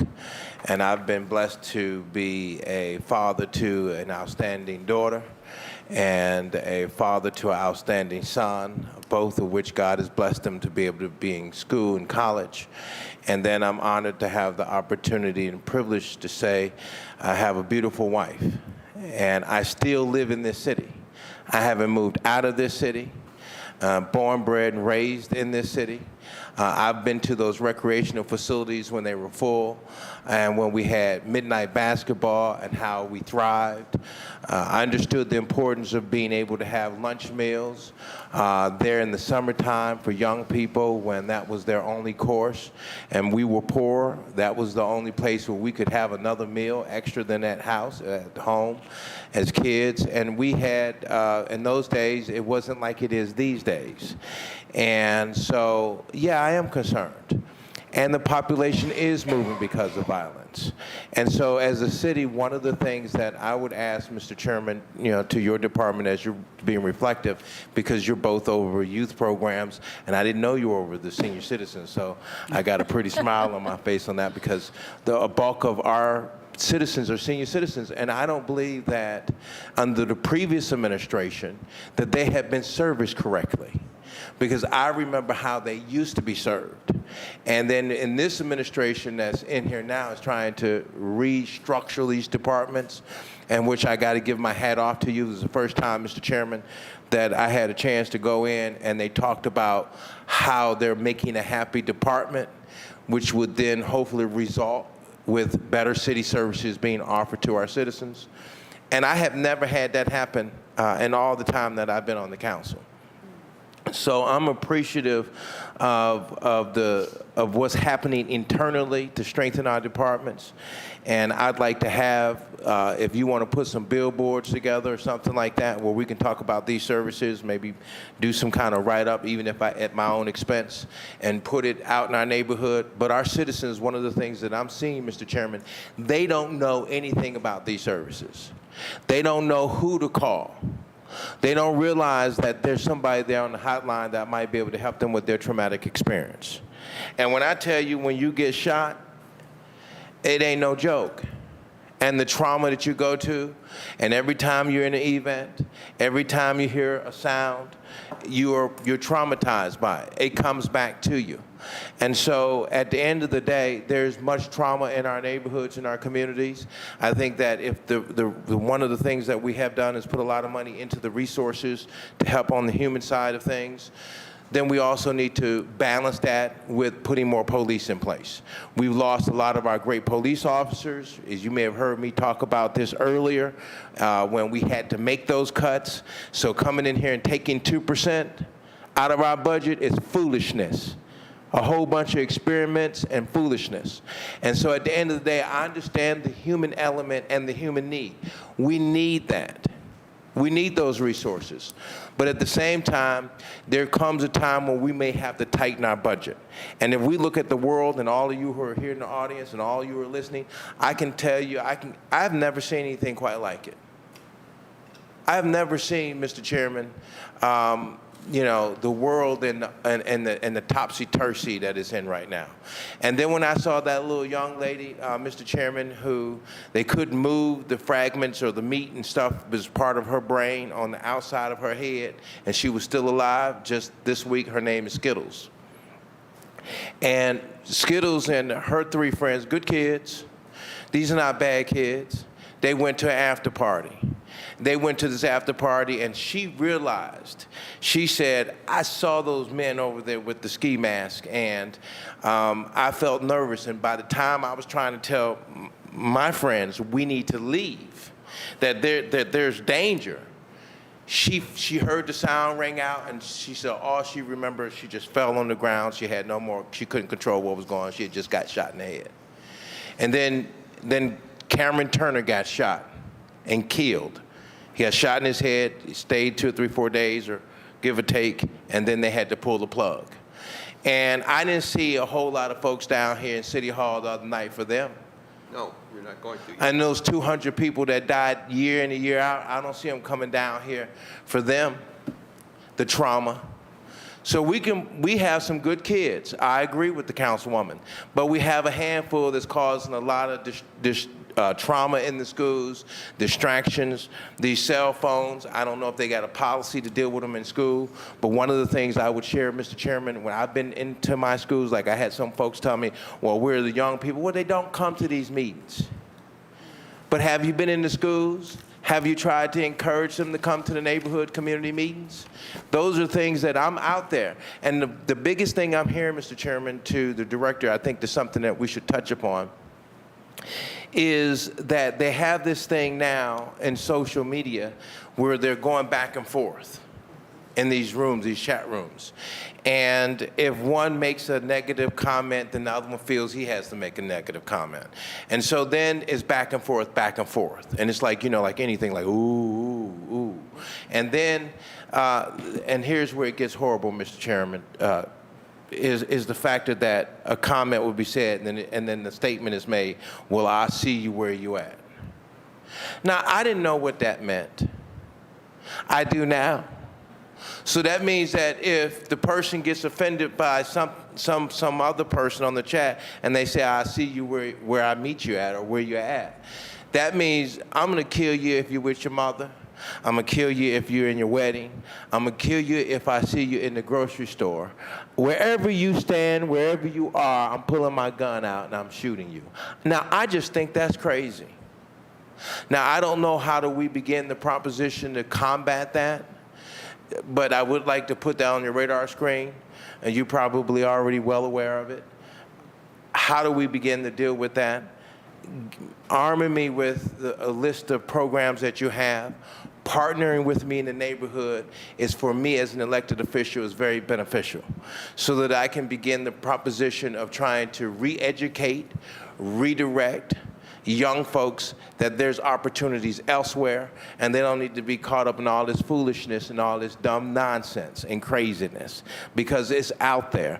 And right now, Mr. Chairman, if we can deal with that element, because it's 90% of the homicides right now are black-on-black men killing each other in the city of Cleveland, that's a major issue. Now, some of us don't want to face the reality of that, but it's there. And it has to be faced, and it has to be dealt with. And we have to do it in a way where we can separate the good from the bad in the whole proposition of it all. Okay, but Skittles has been shot in the head, Mr. Chairman. Yeah. And she's still fighting right now because part of her body's been paralyzed. And I'm losing people, Mr. Chairman, in my neighborhood. Because when you shoot somebody and it's out there on the street, then that hurt my shopping plaza when the little young lady was just in her backseat of her car, Sanaa Nicholson, and got shot in her head because of 2 warring factions in the neighborhood. So when that hurt my neighborhood, it hurt the entire economic system of our neighborhood.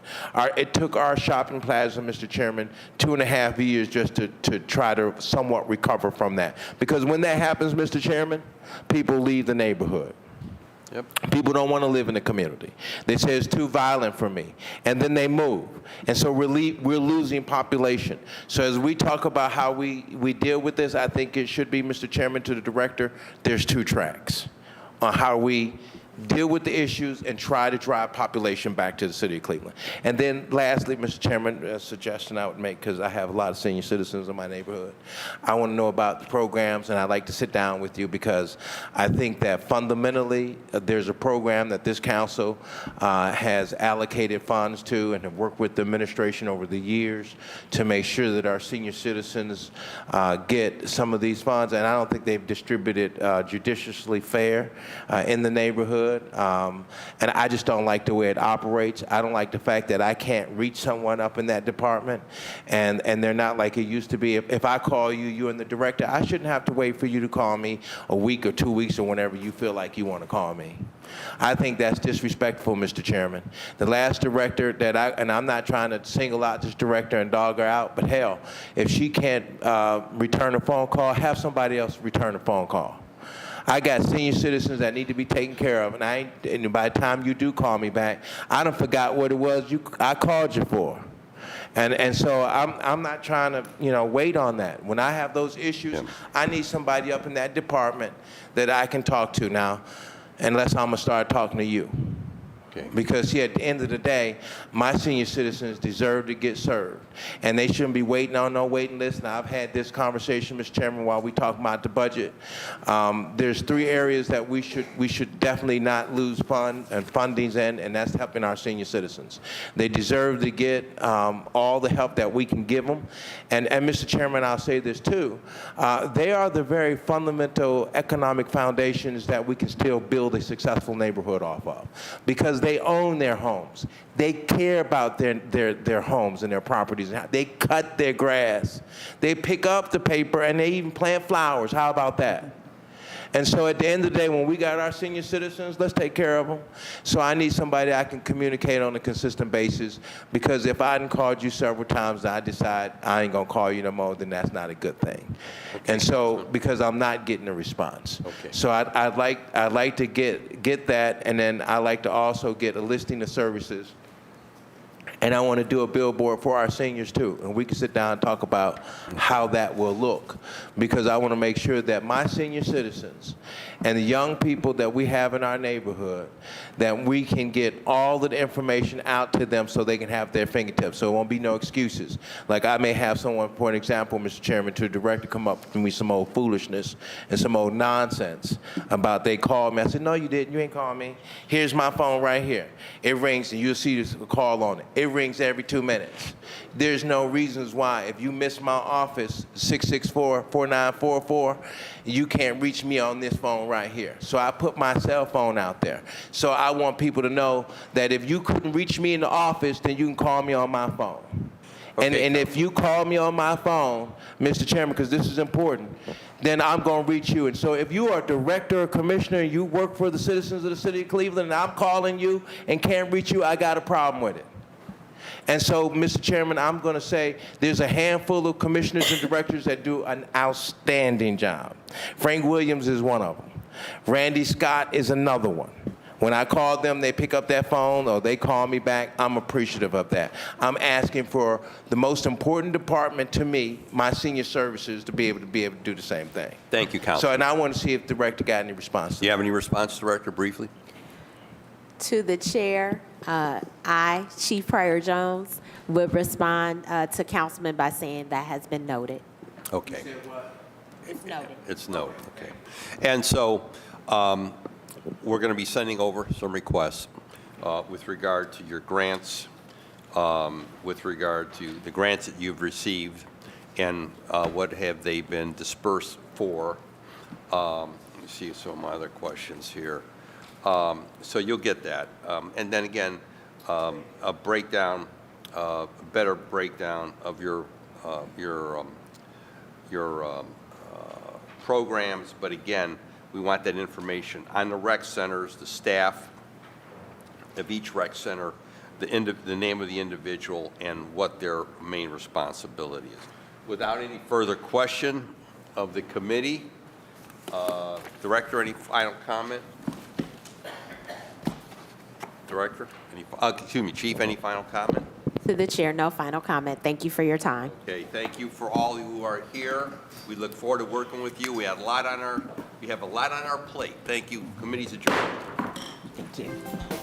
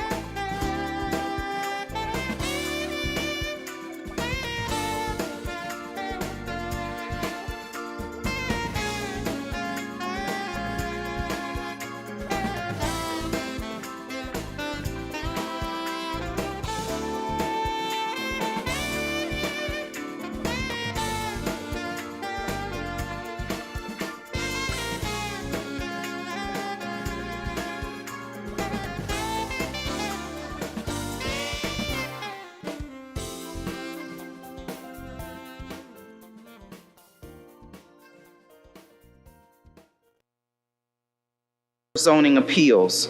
Ordinance 1134, 2023 by Council Members Hairston and Griffin